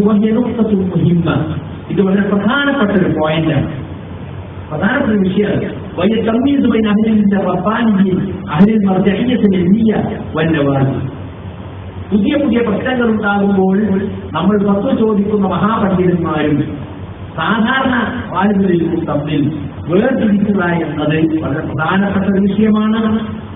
കണ്ടോ? പുതിയ പുതിയ പ്രശ്നങ്ങൾ ഉണ്ടാകുമ്പോൾ ചോദിക്കാൻ മാത്രം വലിയ പണ്ഡിതന്മാരായിട്ട് ഇമാമൈൻ Muhammad Nasiruddin Albani, Abdul Aziz Ibn Baz റഹിമഹുല്ലാഹ്, ومن بقي منهم من العلماء الرباني كالمشايخ محمد بن صالح العثيمين وصالح بن فوزان الفوزان وربيع بن هادي المدخلي وشيخنا مقبل هادي الوالي وغيرهم من في مرتبة من أهل العلم والفتوى من أهل السنة والجماعة، وهؤلاء لهم مرتبتهم ومنزلتهم. قالوا بركة محمد بن صالح Muhammad Nasiruddin Albani, Sheikh Ibn Baz മരിച്ചു വരുന്നത്. പിന്നെ ജീവിച്ചിരിക്കുന്ന അന്ന് സാലിഹ് അദ്ദേഹം, പിന്നെ Salih Fawzan, Rabee Madkhali, Muhammad Wadi, ഇവരുടെ ഇൽമിന്റെയും ഫത്വയുടെയും അർഹരാണ്. അഹ്ലുസ് സുന്നത്ത് വൽ ജമാഅത്തിന്റെ വലിയ ജബലുകളാണ്. അവർക്ക് അവരുടെ സ്ഥാനം പദവിയുണ്ട്. وبين طلبة العلم المفردين الذين عرف علمهم وبانت سنيتهم عن طريق كتبهم وتزكية أهل الربانيين لهم فهؤلاء هم مرتبطهم ومنزلتهم. ഇവരെ പറയാമോ?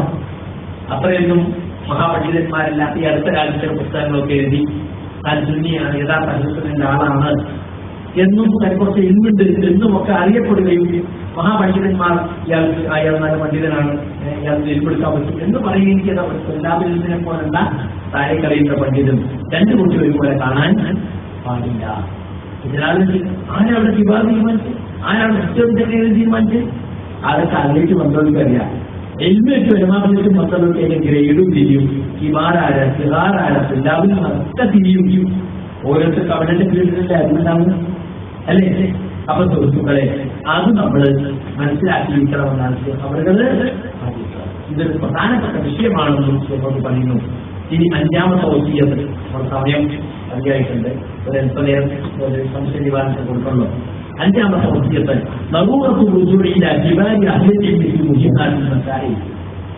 പ്രധാനമായ അതിപ്രധാനമായ വിഷയങ്ങളിൽ പണ്ഡിതന്മാരുടെ കിബാറുകളിലേക്ക് മടങ്ങാൻ നിർബന്ധമാണ്. വളരെ പ്രധാനപ്പെട്ട വിഷയം ഉണ്ടായി. ഇപ്പൊ ഇറാഖിൽ പ്രസിഡന്റായി ആരായിരിക്കാം കണ്ടാണ്ടോട് അതുകൊണ്ട് പ്രസവിക്കാൻ പറ്റും. കിബാറുകളിലേക്ക് മടക്കുന്ന വിഷയം അല്ലേ? ഒരുപാട് വിഷയങ്ങൾ ഉണ്ടാവും. ഫാഹിറിലേക്ക് റബ്ബാനിയൂന ഉമ്മുല്ലദീന യുദ്ദഊന ഫീ മുഹിമ്മാത്തിൽ മസാലിൻ ലാ സിയമാ അല്ലതി തതറത്തബ അലൈഹി മസ്ലഹത്തുൽ ഉമ്മത്തിൽ ഇസ്ലാമിയ്യ. പ്രധാനപ്പെട്ട മസലകൾ മടക്കേണ്ടത് റബ്ബാനികളായ മഹാപണ്ഡിതന്മാരിലേക്കാണ്. പ്രത്യേകിച്ചും ആ വിഷയത്തിൽ അതിനെ തുടർന്ന് ഈ ഉമ്മത്തിൽ പല മസ്ലഹത്തുകളും ഉണ്ടാകാനില്ല. ആ മസ്ലഹത്തുകളൊക്കെ മനസ്സിലാക്കി പത്തു കൊടുക്കാൻ കെൽപ്പുള്ളവരോടെ അത് ചോദിക്കാൻ പറ്റും. وأنت إذا نظرت إلى حال الأولين من السلف الصالح وجدتهم حريصين على الرجوع إلى كبار أهل العلم الذين في عصرهم. സലഫ് സാലിഹുകളുടെ അവസ്ഥയിലേക്ക് നീ നോക്കിയാൽ നിനക്ക് അവരെ കാണാം. അവർ കാലഘട്ടത്തിൽ ഉണ്ടായിരുന്ന വിധികളിൽ അവർ വിധി തേടിപ്പോയി കിബാറുകളിലേക്കാണ്. അല്ലെങ്കിൽ എത്രത്തെ വലിയ സൗജീവത്തിൽ ഇയാൾ മുസ്തരിയാണ്, ഇയാൾ കാഫറാണെന്നൊക്കെ പറയേണ്ടത് ആരാ പറയേണ്ടത്? നമ്മളാ പറയേണ്ടത്? അല്ല. ഇയാൾ നിലനിർത്താൻ പാടില്ല, അയാൾ വലിയതല്ല, അയാൾ നിലനിർത്താൻ പാടില്ല, നമ്മളാ പറയേണ്ടത്? അല്ല. അത് പണ്ഡിതന്മാരെ പറയും. ഓ മുസ്തരിയാണ്, ഓ കാഫറാണ് എന്നൊക്കെ നമുക്ക് പറയാൻ പറ്റും. അപ്പൊ അങ്ങനെയുള്ള വിഷയങ്ങളിലൊക്കെ എവിടേക്ക് മടങ്ങണം? കിബാറുകളിലേക്ക് മടങ്ങണം. എന്നിട്ട് അതിനെ സലഫ്സാലികൾ അതാണ് ചെയ്തിട്ടുള്ള ഉദാഹരണം കാര്യം. Yahya bin Jafar al-Basri, Umaid bin Abdurrahman al-Himyari al-Basri. Umaidi എന്നാണോ ഹിംയരി എന്നാണ് ഉറപ്പില്ല. അതൊന്നാണ്. അവർ രണ്ടുപേരും അവരുടെ കാലഘട്ടത്തിൽ താബീങ്ങളാണ്. അവരുടെ കാലഘട്ടത്തിൽ അതിരിവാദവുമായിട്ട് അതിരില്ലാതുകൊണ്ട് ഒരു രംഗത്ത് അത് യഥാർത്ഥത്തിൽ അഹ്ലുസുന്നത്തിന്റെ ഉസൂലുകൾക്ക് വിരുദ്ധമായ കുറെ വാദങ്ങൾ അവർ കൊണ്ടുവന്നു. അവർ കാഫറാണെന്നും അഹ്ലുസുന്നത്ത് പുറത്താണെന്നും മുർത്തദിയാണെന്നും ഒക്കെ പറയേണ്ട വിഷയങ്ങളാണ് ഉണ്ടായിരുന്നത്. എന്നിട്ട് പോലും നിസ്സാരിയാക്കിയായിരുന്നു പെട്ടെന്നൊരു വിധി പറയാൻ അവർ എന്തെങ്കിലും തയ്യാറാണ്. താബീങ്ങളാണ്, തയ്യാറാണ്. بل ذهب الى من له المرجعيه التي من اهل العلم والفتوى وهو عبد الله بن عمر الخطاب رضي الله عنه. അവർ അന്ന് ഫത്വ കൊടുക്കാനും ഇൽമുള്ള ആളായി അറിയപ്പെട്ടതുമായ ഇബ്നു ഖുറൈന്റെ അടുത്തേക്ക് പോയി. എന്നിട്ട് അദ്ദേഹത്തോട് വിവരം പറഞ്ഞു. രണ്ടാമത് കൂടി ഹജ്ജിനോട് പോയി നബിന്റെ സഹാബികൾ ആരെങ്കിലും കണ്ടെങ്കിൽ ഈ കടന്നെ പറ്റി കൂട്ടരി പറയുന്നത് ചോദിക്കാനായിരുന്നു. അങ്ങനെ അമറുള്ള ഫത്താവ് എന്നാലും പള്ളിയിലേക്ക് കടന്നിരുന്നാണ്.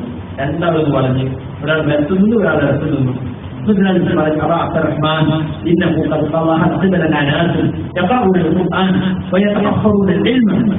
ഞങ്ങൾ അടുത്ത് ചില ആളുകൾ പ്രത്യക്ഷപ്പെട്ടുണ്ട്. അവർ ഖുർആൻ ഓതുന്നുണ്ട്, മാത്രമല്ല ഇൽമ് അന്വേഷിക്കുന്നുണ്ട്, ഇൽമ് ഒരുമിച്ച് കൂട്ടുന്നൊക്കെ ഉണ്ട്. ഇതിന്റെ പ്രാധാന്യം മനസ്സിലാക്കിയതാണ്. പതക്കണം ചെയ്യും അവരുടെ കാര്യങ്ങളൊക്കെ പറഞ്ഞു. പക്ഷെ അവർ പറയുന്നുണ്ടാലും അല്ല, അതില്ല എന്നാണ് പറയുന്നത്. അല്ല നേരത്തെ കണക്കാക്കാനുള്ളത് അതില്ല. കാര്യങ്ങളൊക്കെ ഇപ്പോൾ തുടങ്ങലാണ്. അതിന് മുമ്പൂറ്റി അള്ള കാര്യത്തിൽ അറിവില്ല. ഒരു കാര്യം എന്താണെങ്കിലും മുമ്പ് അള്ള അറിഞ്ഞിട്ടില്ല, അള്ള നിശ്ചയിച്ചിട്ടില്ല. ഇങ്ങനൊരു കൂട്ടർ പറഞ്ഞിട്ടുണ്ട് എന്ന് ആരോട് പറഞ്ഞു? ഇബിനു ഖുറൈനോട് പറഞ്ഞു. മറുപടി എന്താ?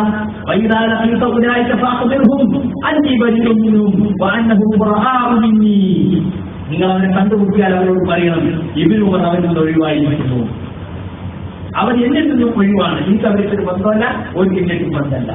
والذي يحلف به عبد الله بن عمر لو ان لاحد من ذروه ذهبا فانفقه ما قبل الله منه حتى يؤمن بالقدر. കണ്ടോ, അദ്ദേഹം പറയാണ് അവരിൽ അബ്ദുല്ലാഹി ഇബ്നു ഉമർ ആരെക്കൊണ്ട് സത്യം ചെയ്യുന്നു അവനാണ് സത്യം. അവരിൽ ഒരാൾ പൊതുവയോളം സ്വർണ്ണമുണ്ടായാലും അത് അള്ളാഹുവിന്റെ മാർഗത്തിൽ ചെലവഴിച്ചാൽ വന്നത് സ്വീകരിക്കുക, ഒരു പദവി വിശ്വസിക്കുന്നത് വരികയും. അപ്പൊ പദ്ധതി ഒരു ഇസ്ലാമിൽ പുറത്തായി പോണം, വർത്താനാണ് മനസ്സിലായി. അപ്പൊ അവർ പറഞ്ഞു. അപ്പൊ പ്രശ്നങ്ങൾ ഉണ്ടാകുമ്പോ പെട്ടെന്ന് സാധിക്കാൻ അഭിപ്രായം പറയാതെ ശിവാനന്ദോട് ചോദിക്കണം എന്നായിരുന്നു അത് നിർവർത്താണ്. കാരണം ഒരു രാജ്യത്തിലും ഒരാൾ അഭിപ്രായം പറയാൻ പാടില്ല എന്നല്ല. എല്ലാവരും ഇതിന് പറയുന്ന വാലിഹായ വളരെ വ്യക്തമായ മസലകൾ ഉണ്ടാകുമ്പോൾ അവിടെ അടിക്കുറിപ്പിൽ പറയുന്നുണ്ട് ഒരു താലിബിൽ നിന്നും ഒരു വിഷയത്തിലും ഒരു വിധിയും പറയാൻ പാടില്ല എന്നതിന് അർത്ഥമില്ല. വൈദ്യവൻ മുറാദ് അല്ലാഹുബൻ മസാഇദ് പുതുതായി ഉണ്ടാകുന്ന പ്രശ്നങ്ങളിൽ പെട്ടെന്ന് ചാടിക്കേറി അഭിപ്രായം പറയേണ്ടതേ പറഞ്ഞിട്ടുള്ളൂ. ലാസ്യം മുസ്തബാത്തിന പ്രത്യേകിച്ചും പരസ്പര സാദൃശ്യമുള്ള വിഷയങ്ങൾ, ഹറാമാണോ ഹലാലാണോ കുഫറാണോ തർക്കം അങ്ങനത്തെ വിഷയങ്ങളിൽ എല്ലാവരും പെട്ടെന്ന് അഭിപ്രായം പറയാൻ പാടില്ല. അമ്മൽ മസാഇദ് വാളിഹ വ്യക്തമായ വിഷയങ്ങൾ വൈദ്യ മുസ്തബിഹ പരസ്പരം സാധിച്ചില്ലാത്ത വിഷയങ്ങളാണ് പൈസ ജോലി അത് വിവാദത്തിലേക്ക് വളരേണ്ടതില്ല. എല്ലാവരും ചോദിക്കണമെന്ന് പറയുന്നില്ല. വേറെയും ഒരു ഉദാഹരണം എടുത്തു പറഞ്ഞിട്ടുണ്ട്. ഏതായിരുന്നാലും സുഹൃത്തുക്കളെ ജനസാരികൾ ഈ വ്യവസ്ഥ വളരെയേറെ താല്പര്യപ്പെടുത്തി കൈവ്യവസ്ഥയിൽ വളരെയേറെ ശ്രദ്ധിച്ചിരുന്നു. പല വിസാരിച്ച്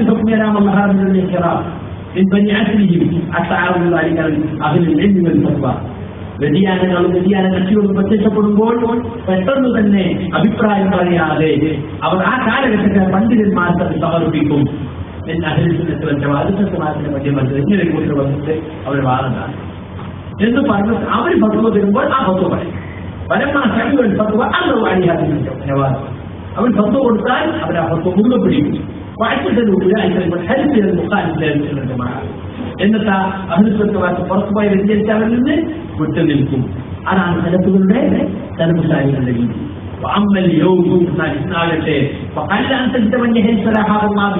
ഈ വ്യവസ്ഥയിൽ ശ്രദ്ധിക്കുന്ന ആളുകൾ വളരെ കുറഞ്ഞുപോയിരിക്കും. എന്ന് മാത്രമല്ല പണ്ഡിതന്മാർ ഫത്വ കൊടുത്താൽ അത് പരിഗണിക്കുമ്പോഴില്ല. സഹജീവില്ല മുഖത്തതിയാണ് മുക്തതിയാണ് എന്ന് പറയാൻ നമ്മൾ വിചാരിക്കണ്ട എന്ന് പറയാൻ മാത്രം അതിൽ നിന്ന് പണ്ഡിതന്മാരെ തള്ളിക്കളയുന്നുണ്ട്. പണ്ഡിതന്മാരുടെ ഫത്വകളെ അവർ അതിനോട് അവർ യുദ്ധം പ്രഖ്യാപിക്കുന്നു. മാത്രമല്ല അതിനവർ കോട്ടി മാറ്റി പറയുന്നു. അള്ളാഹു കാത്തിരക്ഷിക്കട്ടെ. ഈ 5 വസിയത്തുകളാണ് വളരെ ചെറിയ. ഇനി ഒരുപാട് വിഷയങ്ങളുണ്ടാവും. പക്ഷേ ആദ്യത്തെ ശ്രദ്ധിക്കാൻ 5 വസിയത്തുകൾ. അവസാന വിഷയം പറയുന്നത് ഹാത്തിമ സമാപ്തം എന്ന് പറഞ്ഞൊരു ആരത്തിന് കൂടി പറയുന്നത് ഒരുപാട് പ്രശംസിക്കാം. ഇരു ലോകത്തും വിജയിക്കണമെന്ന് ആഗ്രഹിക്കുന്ന സൗഭാഗ്യം ലഭിക്കണമെന്ന് ആഗ്രഹിക്കുന്ന എല്ലാ സഹോദരങ്ങളോടും അവസാനമായി ഞാൻ ഉപദേശിക്കുന്നത് അവരുടെ സഹോദരത്തിന്റെ മനസ്സിൽ ഉറച്ചു നിൽക്കട്ടെ, അവരുടെ മാർഗത്തിൽ നിലപ്പെടട്ടെ. വഴിപിഴപ്പിക്കുന്ന സംശയങ്ങളിൽ നിന്നും രക്ഷപ്പെടുവാൻ അയാളുടെ മടക്കത്തിൽ സത്യസന്ധനായിരിക്കുവാൻ ശരിയായ മനസ്സിലും അക്കീതയിലും ഉറച്ചു നിൽക്കുന്നതിന് സഹായകമായ മാർഗങ്ങളിൽ പ്രവേശിക്കുന്നതിൽ അയാൾ ഉത്സാഹമുള്ളവനായിരിക്കാൻ കാര്യങ്ങൾ പൂർണ്ണമായി അറിയുന്നതായ അള്ളാഹുവിനെ തവക്കുലാക്കിക്കൊണ്ട് അള്ളാഹുവിലേക്ക് അഭയം തേടണം. വിനയത്തോട് അവന്റെ മുമ്പിൽ പ്രാർത്ഥിക്കണം. ആ നിലനിൽ അള്ളാഹുവിന്റെ സഹായം ലഭിക്കുന്നതിന് വേണ്ടി അത് നല്ല മാർഗത്തിൽ നിന്ന് അള്ളാഹുവിനെ തവക്കുലാക്കി എപ്പോഴും അള്ളാഹുവിന്റെ സഹായത്തെ ചോദിച്ചുകൊണ്ട് നിൽക്കാൻ ഉപദേശിക്കണം.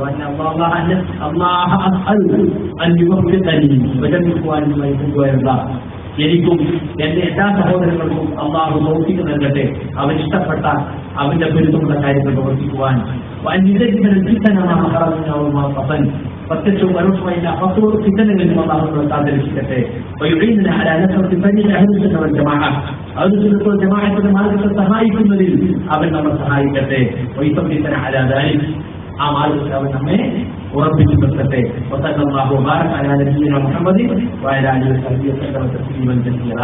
كتبه أبو عبد الله أحمد بن محمد الشحي الإمارات العربية المتحدة رأس الخيمة الرابع. كتب വളരെ ഒരു പുസ്തകമാണ്. മുഴുവൻ അർത്ഥം വായിക്കാൻ സാധിച്ചു. അൽഹംദുലില്ല ഇത് പറയാൻ സാധിച്ചു. ഞാൻ ആദ്യം ഒരു ചാറ്റ് അർത്ഥം പറഞ്ഞ് അവസാനിപ്പിക്കാൻ ويتبع غير سبيل المؤمنين نوجه ما تولى ونصله جهنم وساءت مصيرا. ഈ ആയത്തിറങ്ങിയാൽ ഓതിന് ഓർമ്മയില്ല. ഏതായിരുന്നാലും റസൂൽ സല്ലല്ലാഹു അലൈഹി വസല്ലമക്ക് എതിര് പ്രവർത്തിക്കുകയും സന്മാർഗമില്ലതാണെന്ന് വ്യക്തമായിട്ട് റസൂലുള്ളാഹിക്കെതിരെ പ്രവർത്തിക്കുകയും സഹാബികളുടെ മാർഗമല്ലാത്ത മാർഗം സ്വീകരിക്കുകയും അവർ തിരിഞ്ഞറിഞ്ഞിട്ട് നമ്മൾ തിരിച്ചു കൊടുത്തതാണ്, അവസാനം പ്രവേശിപ്പിക്കുന്നതുമാണ് എന്ന് ഈ ആയത്തിൽ പറഞ്ഞത്. അപ്പോൾ നബി സല്ലല്ലാഹു അലൈഹി വസല്ലമയുടെ സുന്നത്ത് പിൻപറ്റുകയും സഹാബത്തിന്റെ നിലപാടുകൾ മനസ്സിലാക്കി അതിനെ പിന്തുടരുകയും ചെയ്യുക. ഇതാണ് അഹ്ലു സുന്നത്ത് വൽ ജമാഅത്തിന്റെ മാർഗം. ആ മാർഗത്തിലാണ് നമ്മൾ ഉറച്ചു നിൽക്കേണ്ടത്. നമുക്ക് വലിയാനും വന്നു പോകാതിരിക്കാൻ എപ്പോഴും നമ്മൾ ദുആ ചെയ്തുകൊണ്ടിരിക്കണം. അല്ലാഹുമ്മ യാ മുഖല്ലിബൽ ഖുലൂബ് സബ്ബിത് ഖൽബി അലാ ദീനിക്. അല്ലാഹുവേ, ഹൃദയങ്ങളെ മാറ്റി വരിക്കുന്നവനെ, നീ ഞങ്ങളുടെ ഹൃദയത്തെ നിന്റെ ദീനിൽ ഉറപ്പിച്ചു നിർത്തണേ. ഇതാണ് എനിക്ക് അവസാനമായി പറയാനുള്ളത്. ഇനി നിങ്ങൾക്ക് സംശയങ്ങൾ ഇതുമായി ബന്ധപ്പെട്ട എന്തെങ്കിലും സംശയങ്ങളുണ്ടെങ്കിൽ അതിൽ എഴുതി തരാനുള്ള സമയമാണ്. കടലാസുകൾ കൊടുക്കുക. ഒരു 10-20 മിനിറ്റ് അതിനോട് നീക്കി വെക്കാം. നമുക്ക് നാളെ വെള്ളിയാഴ്ചത്തെ സുബഹികമായിട്ട് നഷ്ടപ്പെടാൻ പാടില്ലാത്ത ജമാഅത്താണ് അല്ലേ? ഒരാഴ്ചയിൽ ഏറ്റവും പ്രധാനപ്പെട്ട ജമാഅത്താണ് ഇത് വെള്ളിയാഴ്ചത്തെ. സംശയമുള്ളവർക്ക് കടലാസ് വാങ്ങാവുന്നതാണ്. അല്ലാത്തവർക്ക് ഇൻഷാല്ലാ പിന്നെയും നമുക്ക് വേദികൾ ഉണ്ടാവും.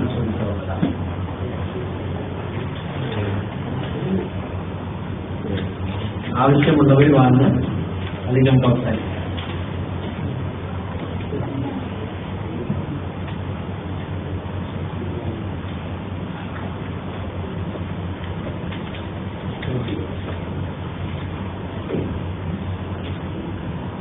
سبحانك اللهم وبحمدك أشهد أن لا إله إلا أنت أستغفرك وأتوب إليك. ഒന്നാമത്തെ ക്ലാസ് എടുത്തിട്ടുള്ളൂ.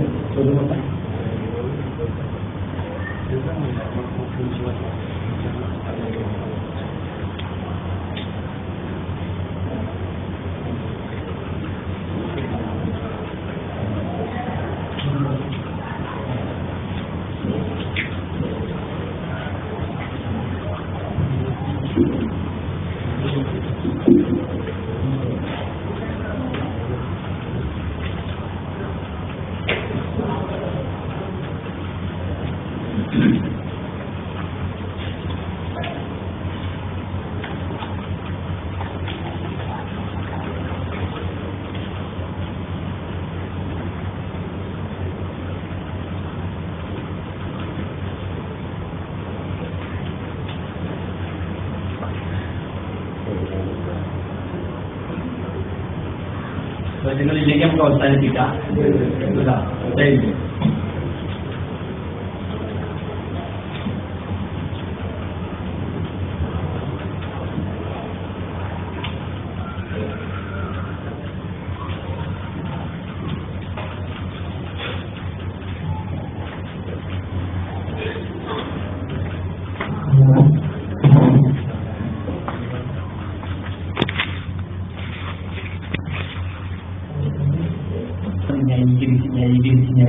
നമ്മളത് പറഞ്ഞാൽ മതി.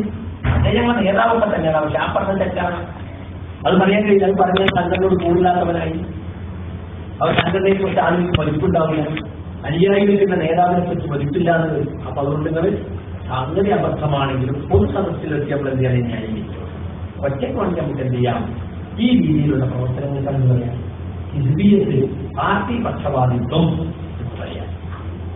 അതിപ്പോ വ്യക്തികൾക്കുണ്ടാവും. ഒരു വ്യക്തിയെ നേതാവാക്കി വെച്ചിട്ട് ആ വ്യക്തിയുടെ പിന്നാലെ ചെയ്യാൻ ആ വ്യക്തി എന്ന് പറഞ്ഞാലും അതിന് തെറ്റ് പറയില്ല, അത് ന്യായീകരിക്കും.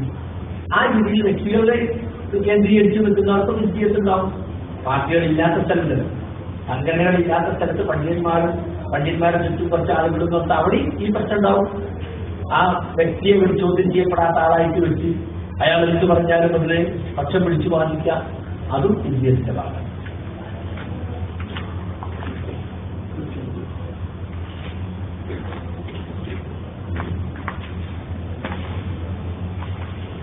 ഒരാൾ ചോദിക്കുന്നത് ബിസ്മില്ല കാലഘട്ടത്തിനനുസരിച്ച് അല്ലെങ്കിൽ നാടിന്റെ അവസ്ഥക്കനുസരിച്ച് പറയാതിരിക്കാനും പ്രവർത്തിക്കാതിരിക്കാനും എന്ത് മസലയാണുള്ളത്? അതും കേരളത്തിലെ പണ്ഡിത ആളുകൾ നമ്മുടെ നാടിന്റെ സാഹചര്യം മനസ്സിലാക്കുന്നത്, അത് അറബ് രാജ്യങ്ങളിലെ പണ്ഡിതർക്ക് മനസ്സിലാകുന്നത്. എന്താണ് ഇതിനൊരു വിശദീകരണം? യഥാർത്ഥത്തിൽ ഇസ്ലാം എല്ലാ കാലത്തേക്കും എല്ലാ നാട്ടിലേക്കും ഉള്ളതാണ്.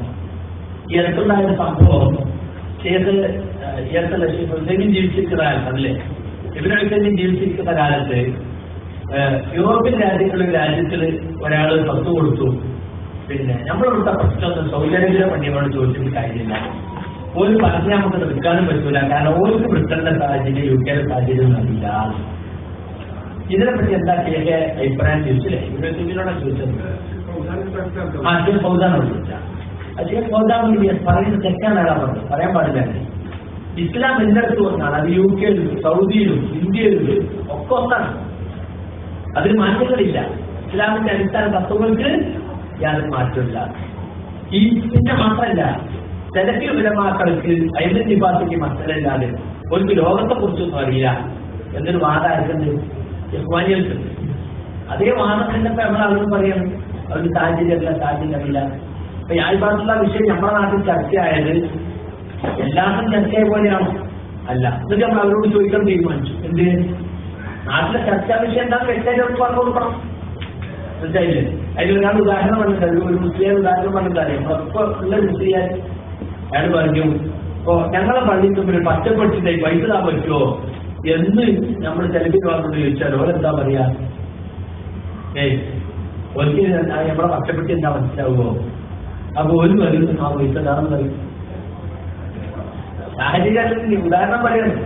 ഇത് എന്തിനു വെച്ച പച്ചപ്പെട്ടിയാണ്? ഇത് മുസ്ലിങ്ങളുടെ പേരിലുള്ള നേർച്ചയാണ്, അല്ലെങ്കിൽ മൊയ്തീന്ത്യയുടെ പേരിലുള്ള നേർച്ചയാണ്. അങ്ങനത്തെ ചോദിച്ചവർ പറഞ്ഞു ഞങ്ങളെ പള്ളിന്റെ ഒരു പച്ചപ്പെട്ടുണ്ടായി പൈസ താൻ പറ്റുന്ന ആരെങ്കിലും ചോദിക്കോ? പക്ഷേ ആളുകൾ പറയാനില്ല. എന്തിനും പത്ത് കിട്ടുന്ന കാലാപ്പോ നമ്മൾ ചോദിക്കുന്നതനുസരിച്ച് പത്ത് കിട്ടും. ശരിയാണ്. ചോദ്യം എന്താണ്? എനിക്ക് മറുപടി കിട്ടും. അപ്പൊ ചോദിക്കുന്നത് ശരിക്കും ചോദിച്ചാൽ പോലെ പറഞ്ഞു കൊടുക്കണം. നേരിട്ട് പറഞ്ഞു കൊടുത്താൽ പോലെ. യൂറോപ്പിലെ സാഹചര്യം ആസ്ട്രേലിയൻ സാഹചര്യം ഒക്കെ പറഞ്ഞ് മനസ്സിലാക്കാൻ കഴിയുമെങ്കിൽ ഇന്ത്യയിലെ സാഹചര്യം മാത്രം മനസ്സിലാക്കി കൊടുക്കാൻ പറ്റാൻ പറഞ്ഞ് എന്ത് അർത്ഥത്തിലാണ്? അതെന്താ അറിയോ? ഞങ്ങൾക്ക് ഞങ്ങളെ സെലഫിയത്ത്, നിങ്ങൾക്ക് നിങ്ങളെ സെലഫിയത്ത്, നിങ്ങളെ സെലഫിയത്ത് വേറെ ഞങ്ങളെ സെലഫിയത്ത് വേറെ എന്ന് പണ്ട് റീകവറിയിൽ ബുക്ക് ചെയ്തു സംഭവിച്ചിട്ടുണ്ട് അല്ലേ?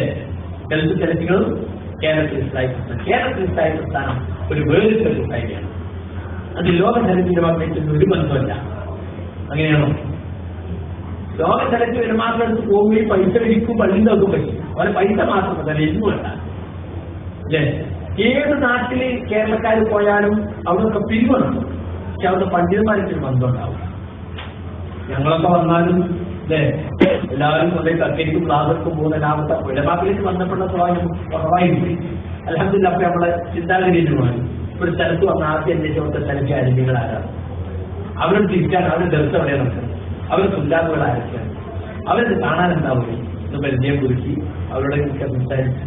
അൽഹംദുലില്ലാ. അപ്പൊ സലാലിൽ വന്നു, സ്വഹാബിൽ വന്നു, ദീപിൽ വന്നു. ഞാൻ അതാ ചെയ്തത്. മുമ്പ് ഒന്നും ചെയ്യാത്ത കാര്യമാണ്. അപ്പൊ അതുകൊണ്ട് പണ്ഡിതന്മാരുമായി ബന്ധപ്പെടുക, പണ്ഡിതന്മാരുമായി ജനങ്ങളെ ബന്ധപ്പെടുത്തുക, അവർക്ക് ഓരോ സാഹചര്യം എവിടെ ജീവിക്കുന്നു അവിടുത്തെ ഉലമാക്കളെ ബന്ധപ്പെടുത്തുക എന്നുള്ളത് നമ്മൾ ചെയ്യേണ്ട കാര്യമാണ്.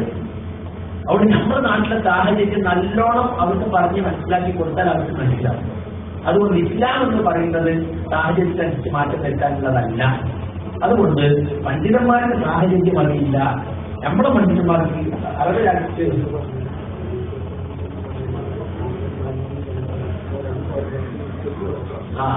അതെ നേരത്തെ പറഞ്ഞൊന്നും പൂർത്തീകരിക്കാൻ പെട്ടുപോയി. താലിമ്പോഴോട് ചോദിച്ചല്ലോ, അങ്ങനെ ഒരാൾ പറയുന്നത് യൂറോപ്പിൽ അവരെയൊക്കെ പറഞ്ഞിട്ടറിയും അയാൾ ഇത്തരക്കാരനാണ്, അയാൾ ക്ലാസ്സിലിരിക്കരുത്. കാരണം പണ്ഡിതന്മാർക്ക് ജനങ്ങളെ അകറ്റാൻ വേണ്ടിയുള്ള വർത്തമാനമാണ്. പണ്ഡിതന്മാർക്ക് ജനങ്ങളെ നാട്ടിന്റെ സാഹചര്യം ഇല്ല എന്ന് പറയുന്നത് എന്തിനാണ്? അവരോട് ഇന്നത്തെ വിഷയത്തിൽ ചോദിക്കേണ്ടതില്ല എന്ന് പറഞ്ഞ് ജനങ്ങളെ പണ്ഡിതന്മാരെ അകറ്റാനുള്ള വർത്തമാനമാണ്. അതന്നെയാണ് യഥാർത്ഥത്തിൽ ഇപ്പോൾ ഇത് പറഞ്ഞ ആളുകളുടെയും ഉദ്ദേശം. ഒക്കെ നമ്മക്കൊക്കെ അറിയും. നമ്മളെക്കാളും വലിയ പണ്ഡിതൻ തോന്നുന്ന ഭാവമാണ്. പണ്ഡിതന്മാർക്ക് പഠിക്കുക എന്ന് പറഞ്ഞാൽ യഥാർത്ഥ പണ്ഡിതൻ ആരാണെന്ന് എങ്ങനെയാണ് തിരിച്ചറിയുക? നമുക്ക് നേരത്തെ ഖുർആൻ പഠിച്ച് മനസ്സിലാക്കാൻ കഴിയുന്നില്ല. താങ്കളുടെ വികാസത്തിൽ ജീവിച്ചിരിക്കുകയും വരികയും ചെയ്യുന്നതിനെ കുറിച്ച് യഥാർത്ഥത്തില് പണ്ഡിതന്മാരിൽ നിന്ന് പഠിക്കുക എന്ന് പറഞ്ഞാൽ ആ നമ്മൾ ജീവിക്കുന്ന സാഹചര്യത്തിലുള്ള ഉലമാക്കളോട് ചോദിക്കണം ആരൊക്കെയാണ് ജനപ്പെടുത്താൻ പറ്റിയ പണ്ഡിതന്മാർ.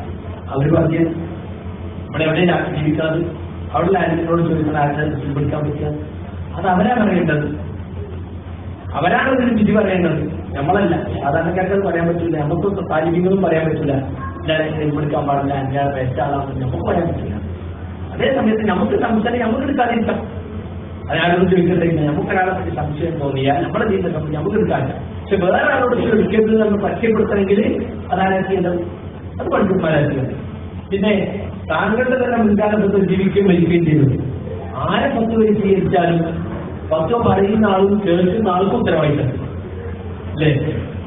പറയുന്ന കാര്യത്തിൽ സൂക്ഷ്മത കാണിച്ചു, നമ്മൾ അതിനനുസരിച്ച് നമ്മൾ പറഞ്ഞു, നമ്മൾ തെറ്റ് മനസ്സിലായി നമ്മൾ തിരിച്ചു. കഴിഞ്ഞ കാലത്ത് സംബന്ധിച്ച് പൊറിച്ചെടുക്കാനാണ് അവന്മാരും പറഞ്ഞു. അവർക്കും അത്ര തന്നെ ഉള്ളൂ. അവരും അത് ശരിയാണെന്ന് വിചാരിച്ചു, അവർ കൂടുതൽ അന്വേഷിച്ചില്ല. എന്റെ ഫത്വയ്ക്ക് എതിരായിട്ട് വേറെ ശരിയായ ഫത്വ കിട്ടിയിട്ടും അവർ അത് സ്വീകരിക്കാതെ എന്നോട് മഹബത്തോട് സ്വീകരിച്ചാണ് ശരിയായിട്ടുള്ളത്. പ്രമാണം കിട്ടിയാലും മടങ്ങണം, കേട്ടോട് മടങ്ങണം, പറഞ്ഞോട് മടങ്ങണം. അത്രയുണ്ട്. അത് അള്ളാഹ്ക്കറിയാം അവരേക്ക് മനസ്സെന്തായിരുന്നു. പറഞ്ഞ ആളെ മനസ്സും കേട്ടാളെ മനസ്സും അതിനനുസരിച്ച് അള്ളാഹു വിചാരിച്ചിട്ടുള്ളൂ. അവരവസ്ഥ എന്താണെന്ന് നമുക്ക് പറയാൻ പറ്റില്ല. അള്ളാഹു എല്ലാവർക്കും കൊടുക്കും. ഫോട്ടോ എടുക്കുന്നതിനെ ശരിയാത്തിലാക്കി പുതിയൊരു വാദമുണ്ടെന്ന് കേൾക്കുന്നു. താങ്കളുടെ വീഡിയോകൾ കാണുമ്പോൾ താങ്കൾക്ക് പൊരുത്തമില്ലാതെ താങ്കൾ പറഞ്ഞതായാലും കേൾക്കും. ഫോട്ടോയും വീഡിയോയെ കുറിച്ചുള്ള ഇസ്ലാമിക കാഴ്ചപ്പാടുകൾ സ്ഥിരീകരിക്കുക. എനിക്ക് ഒരു വിഷയത്തിൽ പുതിയ അഭിപ്രായമില്ല.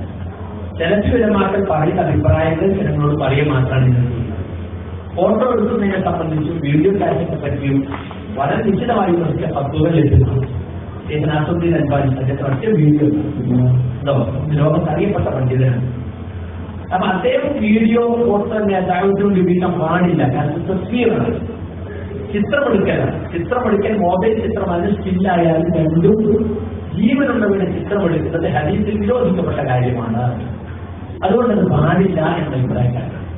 എന്നാൽ സയൻസ് ചെയ്യുന്നതിനെ പോലുള്ള ആളുകൾ ദഅവത്തിന് വേണ്ടി മാത്രം അത് ഉപയോഗിക്കാം. വലിയ വലിയ പണ്ഡിതന്മാരെ കൊണ്ടുവന്ന് ഞങ്ങൾക്ക് ക്ലാസ് എടുക്കാൻ കഴിയില്ല, അപ്പൊ ഞങ്ങൾക്ക് നിങ്ങളുടെ വീഡിയോ കിട്ടിയാൽ നിങ്ങളെ ക്ലാസ് എടുത്തത് പോലെ അനുഭവം ഉണ്ടാവും എന്ന് ചോദിച്ചപ്പോൾ അത് കുഴപ്പമില്ല, ഇവിടെ നടക്കുന്ന ക്ലാസ് അപ്പുറത്തെ റൂമിലേക്ക് കൊടുക്കില്ലേ നമ്മൾ, അതുപോലെ കെട്ടിയാൽ മതി എന്ന് പറഞ്ഞിട്ട് എനിക്ക് അനുവദിച്ചു. മാത്രമല്ല അത് എത്രയും കൂടി പറഞ്ഞു, ഹദീസിൽ പറഞ്ഞ തസ്ബീർ കൈകൊണ്ട് വരക്കുന്നതാണ്, അതൊരു വ്യക്തിയുടെ പ്രവർത്തനമാണ്. ക്യാമറ കൊണ്ടെടുക്കുന്നതിൽ പെടില്ല, അത് വ്യക്തിയുടെ പ്രവർത്തനമല്ല. ശരിക്കും പറഞ്ഞാൽ അതിന് ഗണ്ണിച്ചു. ക്യാമറ നമ്മൾ ഉണ്ടാക്കുന്നതാണ്. നമ്മൾ ഫിലിമുണ്ടാക്കുന്ന ഫിലിമിടും, ഡിജിറ്റാണെങ്കിൽ ശരിയാക്കി വെക്കും, അത് പോസ്റ്റ് ചെയ്തു, ഫ്ലാറ്റ് അടിച്ച്, അതൊക്കെ നമ്മുടെ പ്രവർത്തനമാണ്. അപ്പൊ ബിംബം ഉണ്ടാക്കുന്നത് വിരോധിക്കപ്പെട്ടതാണ്. ബിംബം ഉണ്ടാക്കാൻ നമ്മുടെ വിഷയം കണ്ടുപിടിച്ചാലോ 5 മിനിറ്റ് ബിംബം അങ്ങനെ വന്ന് വീഴുക, ഹലാലാകും. രണ്ടും വിരോധിക്കൊണ്ട് ഒരേ ഹദീസ് തന്നെയാണ്, പിത്താലും സുഖാക്കും. അപ്പൊ അതുകൊണ്ട് എനിക്കതിൽ പ്രത്യേകിച്ച് വാദമില്ല. ഞാൻ പറഞ്ഞതെന്ന് വെച്ചാൽ നമ്മൾ മുമ്പൊക്കെ താലിന്റെ പത്ത് വെച്ചിട്ട് വീഡിയോ കാണിക്കുന്നത് ധാരാളമായി ഇറക്കി. ഞാൻ എന്റെ സുഹൃത്തുക്കൾക്ക് വേണ്ടി പുല്ല് മുസബിരിച്ചില്ല, ചിത്രമെടുക്കുന്നവർക്ക് നരകത്തിലാണ്. ചിത്രമെടുത്തവരോട് അള്ളാഹു ഏറ്റവും കൂടുതൽ ശിക്ഷിക്കാൻ അത് ചോദിക്കുന്നവരോട് നിങ്ങൾ ജീവൻ കൊടുക്കും, അവരാണ് ഖിയാമത്തിൽ ഏറ്റവും സ്ഥലങ്ങൾ ശിക്ഷിക്കപ്പെടുന്നവർക്ക് ഹദീസുകളുണ്ട്. ജീവനുള്ളവരുടെ ചിത്രമെടുക്കാൻ ഒഴിവാക്കണം. ഞാൻ എന്റെ അത്യാവശ്യത്തെ നമുക്കൊക്കെ ഒരുപാടൊക്കെ അനുവദിച്ചിട്ടാണ് ഐഡന്റിറ്റി കാർഡും പാസ്പോർട്ടും. കാരണം ആൾമാറാട്ടം എന്ന ചിത്രം നടക്കും. അല്ലെങ്കിൽ രാജ്യദ്രോഹം എന്ന ആശയം നമ്മൾ വരുന്നുണ്ടാവും. നമ്മൾ പ്രമാണം രജിക്കുകയാണെങ്കിൽ ഫോട്ടോ വേണം, ലൈസൻസ് എടുക്കണമെങ്കിൽ ഫോട്ടോ വേണം. കാരണം ആൾമാറാട്ടമാണ്, ആള് കൊണ്ടായി പറഞ്ഞ ആണായി ഒക്കെ ആൾമാറാട്ടം. ഞാൻ പ്ലെയിനിൽ കയറാനായി ചെല്ലുമ്പോൾ കേരളത്തിലായി പോയതോ പ്ലെയിനിൽ അത് കഴിഞ്ഞ പ്ലെയിനിൽ പോയതോ പറഞ്ഞാൽ ഞാൻ തിരിച്ചു വരട്ടെ, എന്തെല്ലാം പ്രശ്നം ഉണ്ടാവും. അപ്പൊ അങ്ങനത്തെ ആൾമാറാട്ടം തടയാൻ ഇതിനേക്കാൾ നല്ലൊരു വഴി ഇല്ലാത്തത് കൊണ്ട് വലിയ വിത്തനകളും ഒഴിവാക്കാൻ വേണ്ടി ഒരു ചെറിയ തെറ്റനുഭവിച്ചു. വിഷയങ്ങളുണ്ട്. 2 നടന്നുകൾ ഉണ്ടായിട്ട് 2 തിന്മയിൽ ലഘുവായതിനെ തെരഞ്ഞെടുക്കുക എന്ന നിലയ്ക്ക് പണ്ഡിതന്മാരെ അനുവാദം കൊടുത്തതാണ്. അപ്പൊ അതുകൊണ്ട് പണ്ഡിതന്മാരിൽ 2 അഭിപ്രായമുള്ളവരും വീഡിയോ കാസറ്റ് ആവാം ധർമ്മത്തിന് വേണ്ടി എന്ന് പറയുന്നുണ്ട്. അല്ലാത്തൊന്നും പാടില്ല, കല്യാണത്തിനോ മറ്റൊന്നും പോകാൻ പാടില്ല, വീഡിയോയുടെ കല്യാണത്തിൽ പോകാൻ തന്നെ കൊടുക്കുന്നവരുണ്ട്. പക്ഷെ ദൈവത്തിന്റെ മസ്ലഹത്തിന് വേണ്ടി ആവാം. പക്ഷെ അതും സൂക്ഷ്മതയ്ക്ക് വേണ്ടി ഒഴിവാക്കുന്നതാണ് നല്ലത്. അത് ശരിയല്ല. അത് തസ്ബീഹിൽ കൊടുക്കുന്ന ആളുകൾ പറഞ്ഞിട്ടുണ്ട്. അവർ ഫത്വകൾ അനുസരിച്ചാണ് ഞാൻ സംസാരിച്ചത്. ഞാൻ എന്റെ വക പുതിയതായിട്ടൊന്നും പറഞ്ഞിട്ടില്ല. അങ്ങനെ പുതിയത് പറയാൻ എനിക്ക് ആഗ്രഹവുമില്ല. ആ പണ്ഡിതന്മാർ പറയാത്തത് പറയുന്ന ആ വഴികളിൽ അല്ലാഹു എന്നെ കാത്തുരക്ഷിക്കുമാറാണ്. ഇത്രയുമാണ് പറയേണ്ടത്. പിന്നെ ഇവരുടെ വിഷയങ്ങളിലൊക്കെ സീഡികൾ ലഭ്യമാണ്. ഇവിടെ സലീമായിട്ടോ ബഷീറായിട്ടോ ഒക്കെ ബന്ധപ്പെട്ടാൽ നിങ്ങൾക്ക് സീഡികൾ കിട്ടും. ഞാൻ പ്രസംഗിച്ചു, നമ്മുടെ സഹോദരങ്ങൾ പ്രസംഗിച്ചോട്ടുണ്ട്. പക്ഷപാതിത്വം മാറ്റിവെച്ച് നമ്മൾ വിഷയങ്ങൾ പഠിച്ചതൊക്കെ നമ്മളെ പരലോകമായിട്ട് ബന്ധപ്പെട്ട് ചിന്തിക്കുക. അപ്പൊ ഒരുപാട് പ്രശ്നങ്ങൾ പരിഹാരമാവും. നമ്മളെ പരലോകത്തെ വിഷയങ്ങളൊക്കെ ഇങ്ങനെ ബാധിക്കും. നമ്മൾ അങ്ങനെ മറ്റൊക്കെ ഇതെല്ലാം വിട്ടിട്ട് ഓരോ വിഷയവും നമ്മുടെ ആഹാരവുമായി ബന്ധപ്പെട്ട് ചിന്തിച്ച് പഠിക്കാൻ തയ്യാറാകണം എന്നാണ് എനിക്ക് സന്ദർഭത്തിൽ ഓർമ്മപ്പെടുത്താനുള്ളത്. യഥാർത്ഥ അഹ്ലുസുന്നത്തിന്റെ അഖീദയിലും മനസ്സിലും അള്ളാഹു എന്റെയും നിങ്ങളെയും ഉറപ്പിച്ചു വെക്കുമാറാകട്ടെ. തെറ്റിദ്ധാരണയുടെ പുറത്ത് അപ്പുറത്ത് നിൽക്കുകയും പലതരത്തിലുള്ള കള്ളപ്രചരണങ്ങൾ നടത്തിയിരിക്കുന്ന ആളുകൾക്ക് അള്ളാഹു കൽബുദ്ധി തോന്നുമാറാകട്ടെ. അവരെയും നമ്മെപ്പോലെ ഈ യഥാർത്ഥ സലഫിയത്തിൽ ഐക്യത്തോടെ മുന്നോട്ട് പോകാൻ അള്ളാഹു മാറാകട്ടെ. ربنا آتنا في الدنيا حسنة وفي الآخرة حسنة وقنا عذاب النار. وصلى الله على رسوله المصطفى محمد وعلى آله وصحبه وسلم وآخر دعوانا أن الحمد لله رب العالمين. والسلام وآخر دعوانا السلام عليكم سبحانك اللهم وبحمدك أشهد أن لا إله إلا أنت أستغفرك وأتوب إليك.